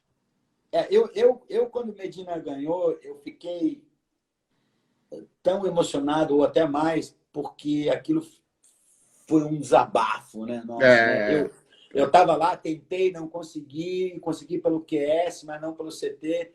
Cara, aquilo parece que saiu da goela da gente quando o Medina ganhou. Era um vômito, sacou? para vocês que estavam ali dentro, devia Pô, ser muito mais pesado. para nós, eu estava no Havaí, cara, eu lembro que eu larguei minha camiseta, eu nem sei onde é que foi parar minha camiseta, eu fui sem camisa, velho. Fui lá pro meio do povão quando o Medina saiu da água na bateria, e depois voltou para a água. Quando ele saiu, eu fui lá, dei um abraço nele, assim, ele já estava sendo carregado, eu abracei o cara que estava carregando ele, a perna dele assim, bati, olhei para cima e falei, cara, tu é foda, meu irmão. Ele largou lá de cima, Pô, desceu e falou, é por causa de puta, vocês. E irado pá, me isso, deu um né, cara? abraço, assim, aquilo, meu, Porque é verdade, cara. É pra mim verdade. valeu pro resto da vida, velho. É Assim, verdade. Pô, ele soube reconhecer. eu fico imaginando o Medina tá sendo carregado, campeão do mundo, e vem o Teco, tá ligado? Abraça e fala, tu é foda. Ele vai falar, porra, onde é que eu tô? Morri, fui pro céu? Porra, é essa? Tá ligado? Caralho. Eu vou te dizer, foi genuíno, porque para mim eu fui lá movido pela emoção de fã e de companheiro de trabalho. Fui agradecer ele, falar, cara, você acabou de fazer eu completar minha frase. Não foi em vão. Ah, eu queria dizer essa frase, velho. Pô, Não foi em vão tudo aquilo que eu fiz, cara. Não foi em vão, velho. Alguém acreditou naquilo, foi lá e fez. Entendeu? Então não foi em vão. A gente porque, mostrou que se, dava e a galera foi e fez. porque cara, como é que foi para tu chegar no circuito mundial e dar de cara com um nível de surf totalmente diferente do que você via no Brasil? As pranchas eram diferentes, a áurea do esporte era diferente, era tudo tipo. Na nossa época, existia uma mágica que hoje eu acho que não existe mais, né? Ah, era um romantismo que É, tinha, né? Isso era, tinha um pouco mais de emoção, porque o surf estava conquistando o seu lugar ao sol. Não era só nós, era o surf também que estava conquistando. hum, Eu lembro que o Avelino falava para mim, não basta tu vencer, você tem que convencer. Daí eu falei, o quê? é. Os juízes? Não, o público. Então, vamos aqui, senta aqui, vamos treinar a entrevista. Caraca, Porque você sério. ainda tem que... a gente treinava a entrevista. Caraca, velho, vocês estavam muito à frente do tempo. A gente treinava, ele passava desafios para mim, tipo assim, ó, eu vou te fazer uma pergunta aqui como se eu fosse o repórter e tu não pode usar a palavra eu. Pô, Tá, falar isso para um ariano é foda, né? tá. Não, impossível. Aí eu comecei a responder ele, aí larguei um eu sem querer, ele... Cara, eu aprendi. Ele perguntou como é que foi a bateria final, né? Você ganhou o campeonato. Como é que foi a bateria final? Aí, tentando me concentrar aqui aos exercícios da época, assim, ó, a bateria final foi incrível. Meu adversário é um cara casca grossa, como é que fez? Não é? Ele, ele teve uma performance que buscou o máximo do meu potencial. Que tu enaltece ele e quem cresce é É, tu. É, a jogada. o Ó, objetivo qual que era? O objetivo da brincadeira qual que era? Enalteça seu adversário, porque você valoriza a tua vitória, claro. e ao mesmo tempo você tira o foco de cima de você, cara. É, Passa as pessoas a pensar nele, deixa a você pressão. quietinho até acabar, entendeu? Até acabar. Para você Porque é não o se tempo inteiro. esvaziar, porque quando você vira o centro das atenções, você se esvazia, né, cara? E, Eu acho que, falando do Medina, eu acho que o Medina começou a pavimentar o título dele de campeão do mundo quando ele venceu aquela bateria com o Slater em Chopo. Eu acho que foi a bateria mais importante do novo momento do surf, aquela ali, para mim. foi a partir dali que ele deu a grande virada, porque o Medina nunca começou bem o tour, né? Esse ano que ele começou bem, né? Mas É, nos outros é. anos ele nunca começou bem. Ele Ele sempre vai sempre nessa época. chega na metade do ano, ali de Chopo em diante, que ele começa a render mais, né? Será que vai ter circuito inteiro esse ano? Hein? Será que vai ter circuito inteiro? Vai ter etapa no Brasil? Cara, não sei, a WSL está mudando o tempo todo, né? A pandemia cria protocolos a cada semana. Eu não me arriscaria a comprar uma passagem. Ah, é? Entendi. espera um pouquinho, deixa a Que coisa loucura, acontecer. O né? Rio de Janeiro já está chegando nos 50 anos a vacina, quem sabe mais um pouco, eu não sei. Aí tem os outros estados. Cara, é uma complexidade tomar uma É, decisão dessa. cara, eles poderiam fazer uma etapa aqui na Nova Zelândia, que não tem Covid aqui. A gente não passou É, por essa realidade. a Austrália fez 4 justamente por isso, né? É, e na Austrália 3, quer teve. dizer, Na três etapas Austrália justamente por o isso. Covid bateu, mas já baixou. Aqui a gente não teve. Eu costumo falar para a galera aqui que o Covid para a gente é um negócio que deu no mundo, porque a gente não viveu isso. Apesar de eu ter Porque vocês estão parente. numa ilha, né, cara? As fronteiras são regularizadas, você É, consegue criar quarentena, nem tem fronteira aqui.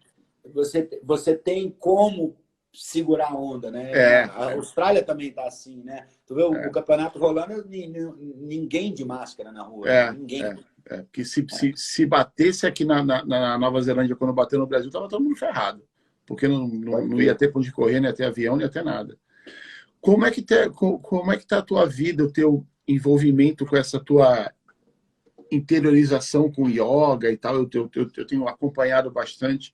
Eu tenho tentado voltar a treinar. Eu tive um acidente no joelho muito sério alguns anos atrás e tenho pensado em fazer yoga. Então, faz conta que tu tá falando com um cara, faz conta não, você tá falando com um cara de quase 50 anos que tá com o corpo bem ferrado.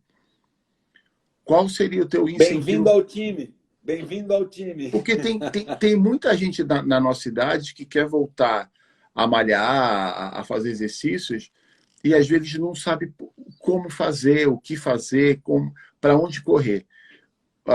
Você que é um cara que está nessa, que está fazendo, qual é o teu conselho? Como que alguém deveria começar do zero? Porque nesse momento de pandemia, um monte de gente parou de treinar. Então, um monte de gente vai ter que voltar, que é o meu caso, que vai ter que voltar a treinar depois de um ano parado. Qual é o teu conselho para essa galera? Cara, eu digo o seguinte, o método Teco Padarates, que é o que tem lá no meu site, né? Para quem está assistindo pode procurar lá para saber. São aulas online, inclusive, tem palestras também, tem ao vivo, se você quiser. Enfim, o meu trabalho ele envolve 3 pilares: yoga, equilíbrio e força. Então, Tá? você tem aulas pré-gravadas para isso. São 16 aulas, cara. Vou entrar hoje, não sabia. Cara, vai lá, faz a sua inscrição, Porra, vou fazer tá? hoje.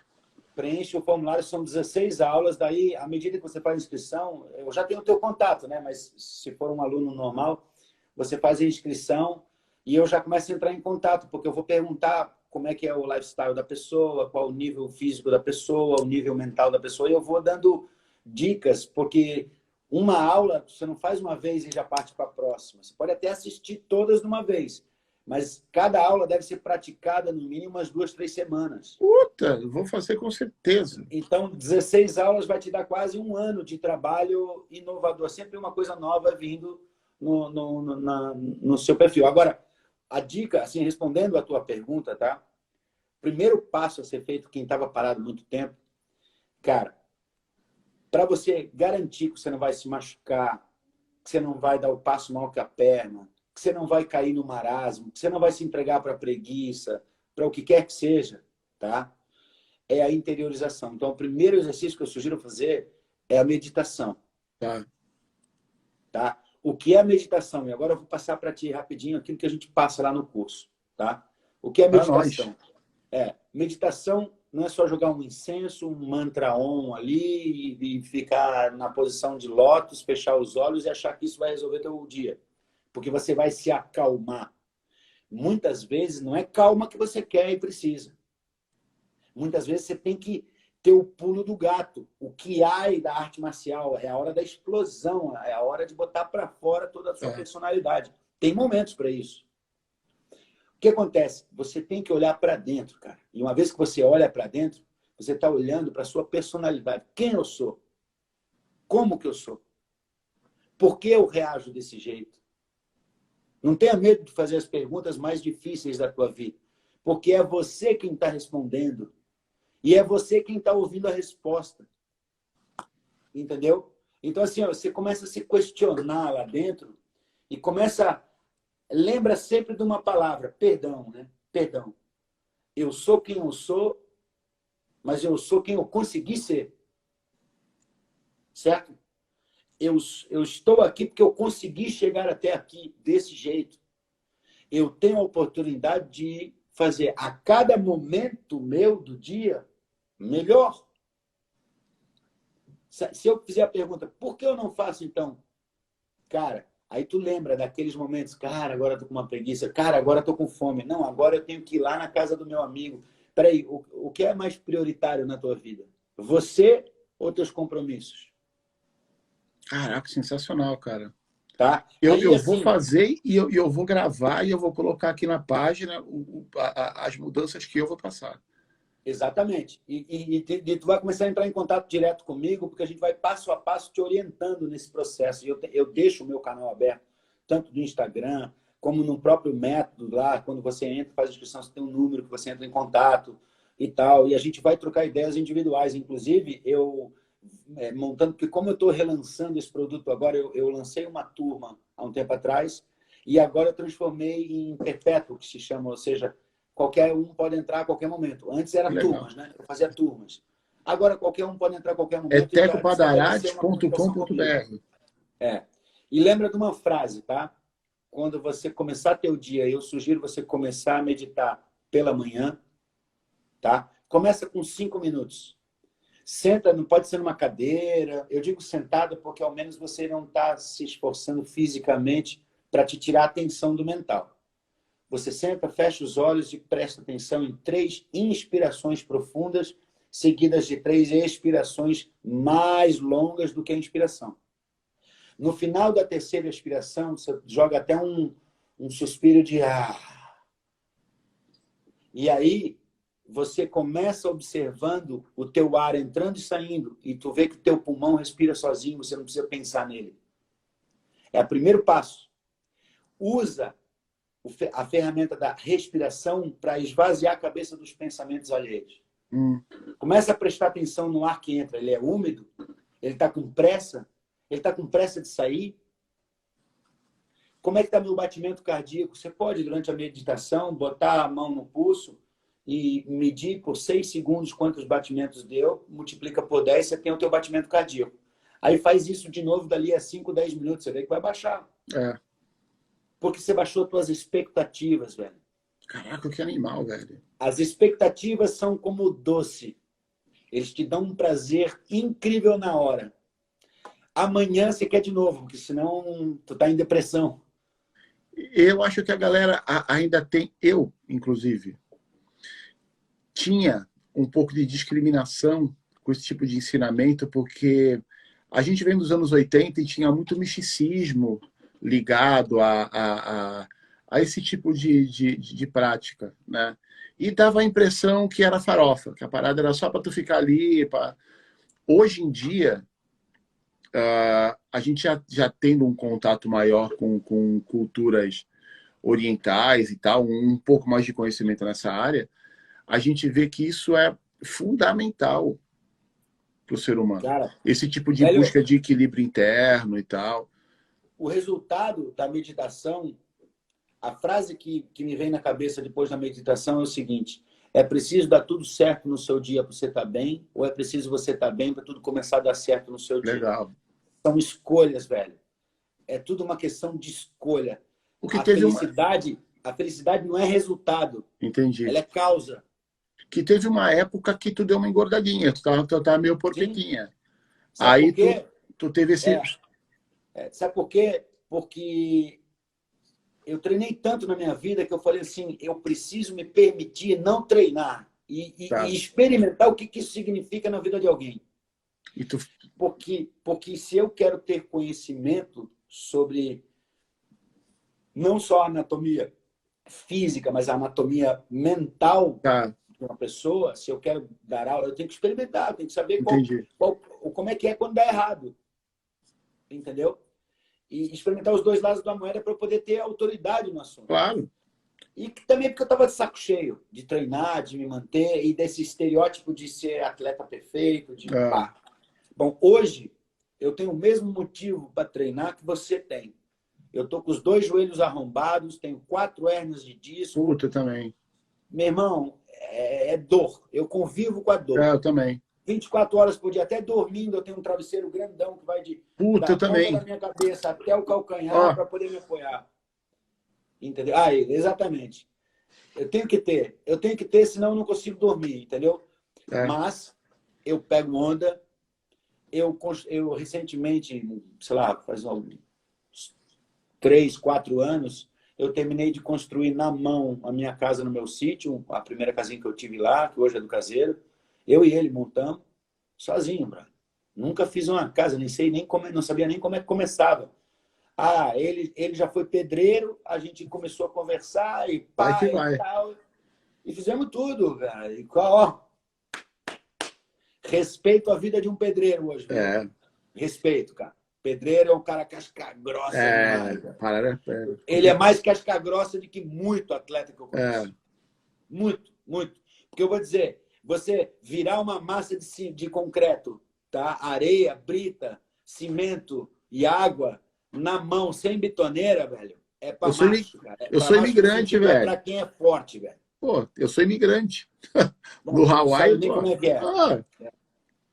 É coisa pra maluco, assim, o cara aguentar aquilo todo dia na sua vida. Tira o chapéu.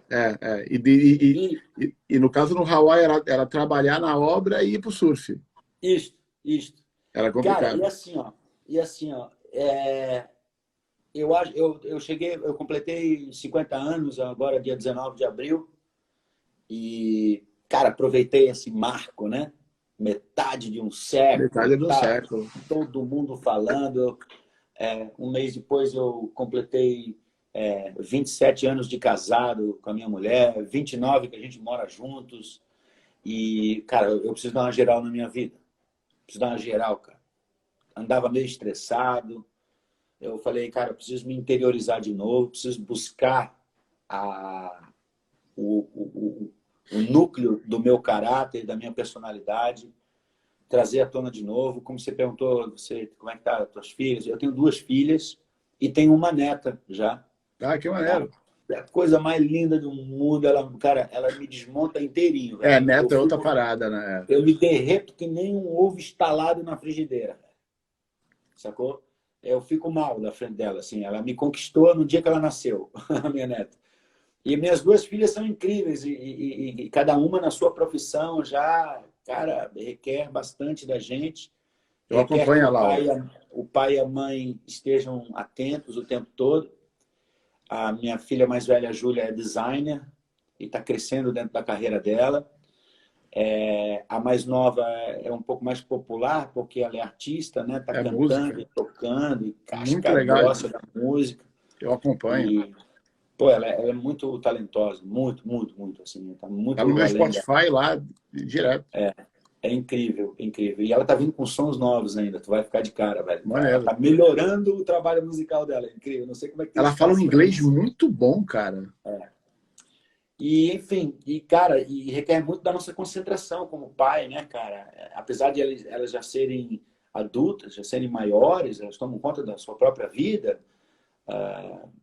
A segunda já está saindo de casa agora também. A primeira já saiu, casou, saiu. A segunda está saindo de casa. Eu e minha mulher assim, ó, olhando um pro outro, falando, putz, agora é só nós 2 de novo. Deve ser foda. Caraca, dá até um medo de olhar um pro outro e falar assim, cara, agora vai ser só nós 2. Meu. Mas, ao mesmo tempo, a gente está resgatando aquela vibe que a gente tinha quando a gente se conheceu, né? De, pô, a oportunidade de poder viajar, por exemplo, de novo. Você é casado com a Gabriela há 29 anos, né? Cara, eu moro com ela há 29 e sou casado há 27. Porque, cara, vocês são, na minha opinião, são um dos casais icônicos de surf. Porque, tipo, eu sempre ouvia falar, o Teco é casado com a Gabriela e tal. E como é que era, velho, para você manter um relacionamento em uma época que não tinha internet? Tu não tinha, oi, Chuchu, tô aqui, vou te mandar um emoji. Não rolava. né? Devia ser uma coisa muito, muito louca, porque você era muito novo, né? Você era um cara boa pinta, ela era muito bonita também. Vocês eram um casal que na cidade de vocês era muito visado. Você já era visado no Brasil inteiro, no mundo inteiro. Como é que funcionava? Tipo, eu sou casado há 22 anos. Então, casamento para mim é algo que chega uma hora que não é mais amor, é uma simbiose. Você se torna uma É com aquela pessoa, né? uma sociedade, né? É uma sociedade de alma, né? Você não ama mais É. a pessoa, você ama a alma dela. Como é que Mas funcionava? existe um ponto central que faz isso acontecer, cara. E, e olha só o impacto dessa palavra. É a amizade. Pelo profundo significado da palavra amizade. Se você pensa que a amizade não é só o colega que você vê todo dia, e sim alguém que, de fato, faz você ser melhor, entendeu? Faz você ser exigido ao máximo, faz você chegar cada vez mais perto do seu 100%, essa pessoa passa a ser um amigo seu. E muitas vezes a história é triste para que isso aconteça, né? Mas é ali que você aprende a verdadeira amizade que você tem na vida. E eu vou te dizer, não foi fácil. Nós passamos por tudo que um casal pode passar para se separar. Ah, Passamos por tudo. Como você falou, a gente era jovem, eu era assediado, ela também. Então, nós fomos desafiados de todas as formas e sobrevivemos, cara, e temos muito orgulho disso. E é uma batalha que rola até hoje. Rola até hoje. Não é fácil manter um casamento, mas vale muito a pena, cara. Eu vou te vale. dizer que dá uma tranquilidade. Hoje de manhã até estava conversando, quando a gente acordou, estava conversando assim, que minha filha mais velha talvez vai se mudar de cidade e tal. E, cara, a gente tem uma parceria muito incrível. Tem muita gente que depende dessa nossa parceria como inspiração até. É, E isso gera uma responsabilidade, né, claro. sobre o nosso relacionamento, né, cara? Então a gente não quer fazer besteira, a gente não quer chutar o pau da barraca, isso não vai acabar de forma simples, né? Não Entendi. vai ter como, a gente não vai deixar isso acontecer, entendeu? Construímos algo tão incrível e a gente sabe dar valor a isso. Eu tenho muita confiança, assim, que a minha mulher possa receber de volta tudo aquilo que ela está dando para mim, né, esses anos todos. Cara, mas eu acho que, tipo, pelo que eu acompanho, eu cheguei a conhecer ela no Havaí. A gente conversou no Havaí algumas vezes já, mas é aquela parada, tu conhece tanta gente que nem lembra. É Eu sei difícil porque marcar, né? eu entendo perfeitamente isso. Na, na, na vida de pessoas que nem você, que conhece, tipo, eu conheci o Hawaii inteiro. Eu era só mais um ali. E, cara, eu sempre percebi nela uma pessoa muito apaixonada pela vida. Era uma parada Nós que dois, mas nós dois somos assim, cara. eu olhava Nós dois ela e somos ela me assim. inspirava. Eu falava, nossa, essa menina é apaixonada por viver, cara. Eu achava muito legal isso. Nós dois gostamos de uma coisa muito em comum, assim, que é viajar, conhecer Maneiro. novos lugares e novas pessoas. E os nossos maiores amigos moram em outros países, para você ter uma ideia, velho. Assim, óbvio que temos os amigos que são quase família da gente Aí, aqui, claro, inclusive em Floripa e tal. Mas, assim, a gente tem amizades longas de com conexão de pessoas, alma. com pessoas que significam muito, que a gente não vê há anos, mas mantém contato e tal, porque são pessoas que tiveram uma ligação muito forte com a gente, entendeu? Entendi. E agora a gente está passando uma fase que, de repente, a gente está vislumbrando a oportunidade de viajar de novo, né? Então, caramba, Sério, isso vai cara, ser legal, vamos voltar a viajar, né, cara? Vai ser Quais são os legal. planos de qual é o roteiro que tu tem em mente? Ah, não sei, depende muito do trabalho, da agenda de trabalho e tal, É, mas tem alguns lugares que a gente gostaria de voltar, um deles é lá o Nordeste. A gente teve altas viagens lá, a gente também, acho que o maior de todos os lugares que a gente sente saudade é a Austrália. A gente chegou entendi. a tentar morar lá, a gente ficou 5 meses lá, mas daí Ah, eu é. peguei malária e tive que voltar para o Brasil. Cara, tem uma história tua de você ter pego malária em Mentawai? É, E tu quase Não, morre. foi em Gilende. Foi em Em Gilende. Gilende. Como é Isso. que foi isso, cara? Porque eu me lembro disso, cara. Só que eu acho que ninguém nunca teve a oportunidade de te perguntar e eu ouvi. Tu quase morreu mesmo? Eu peguei a malária na Indonésia, lá em Gilende, mas ela começou a se manifestar em mim, eu já estava no Tahiti competindo. Caraca. E lá no Tahiti nunca teve malária, então eles começaram a me tratar com antibiótico, estavam piorando. Até que o meu médico do Brasil descobriu, ligou lá desesperado, o Dr. Joel Steinman, falou assim, pelo amor de Deus, vocês vão matar o cara, é malária que ele tem. Eu já tive duas e os sintomas são esses. É que vocês não têm malária no Tahiti, porque não tem um mosquito, E não sabem. e aí não sabem. Aí eles vieram, o médico entrou, um chinesinho, lembro, que era o único que falava inglês.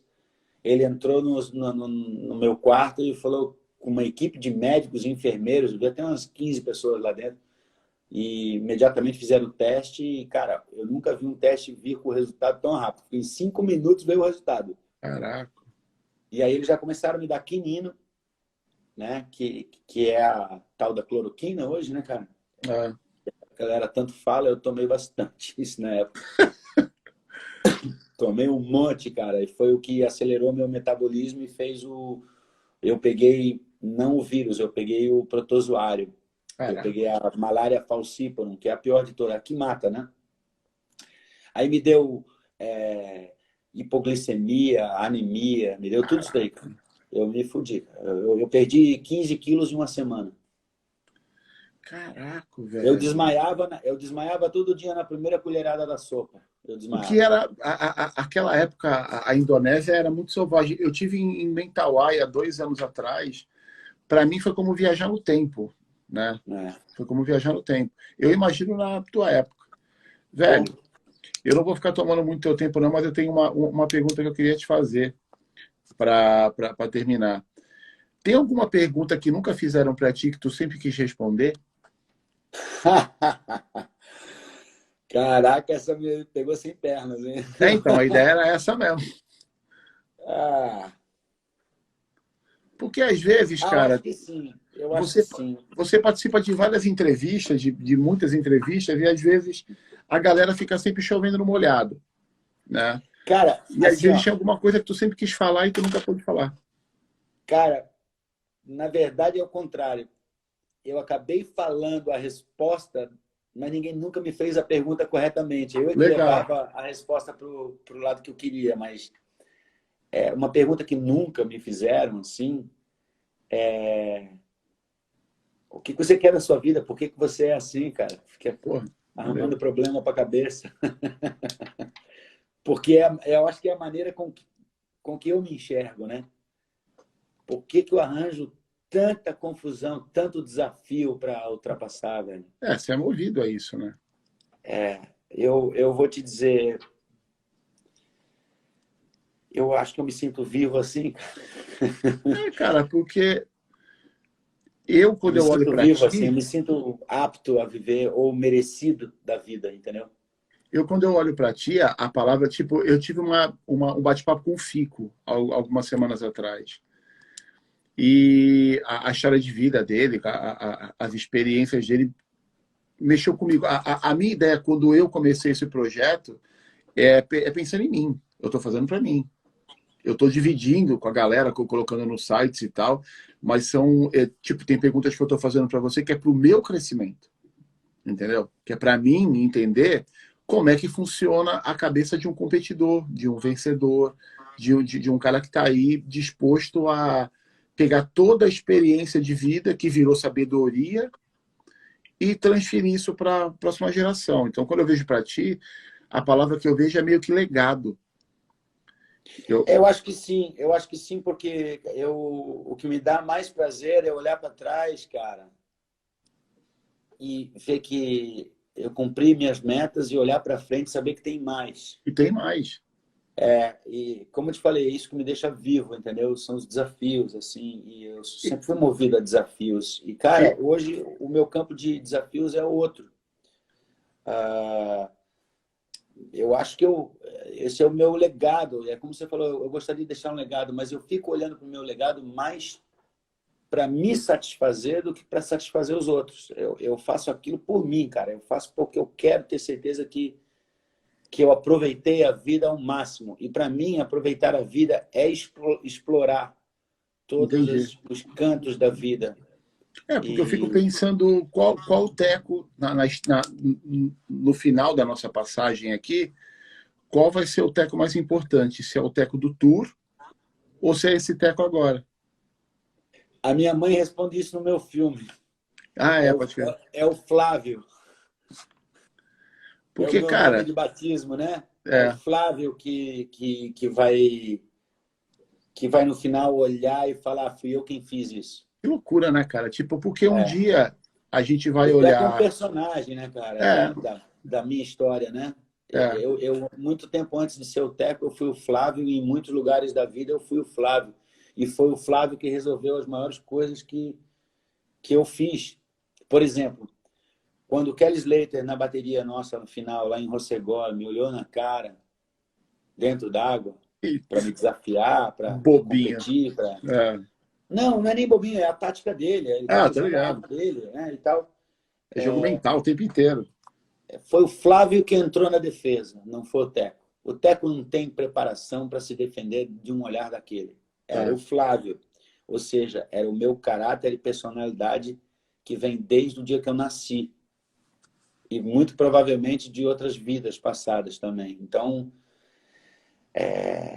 eu não baixo cabeça para ninguém, cara. Esse é o Flávio. Tu acha que o Slater faz isso de caso pensado? Faz. Ele já respondeu para mim. Que Eu loucura, já né, perguntei, velho? eu já fiz essa pergunta para ele numa reportagem da Globo, inclusive. Eu falei assim, pô, Kelly Slater, você tem o costume de olhar para os seus adversários na cara. Você sabe disso? Você faz isso de propósito? Ele virou para mim e falou assim, se eu não usar tudo aquilo que eu conquistei na minha vida, eu seria o cara mais burro do mundo, né? Que incrível, né, velho? Que bagulho de louco, né, cara? Eu vi uma vez ele num arranca-rabo com o Andy Irons em Pipeline, que ele até falou no filme. Eu tava na água, só que ele foi bem bonzinho, porque, caraca, ele tomou um esporro. E aí eu falei, cara, nem afetou ele. Ele ficou de boa. Cara, ele é um cara extremamente competitivo. Até, eu acho que Eu a acho que ele até competição que gostou.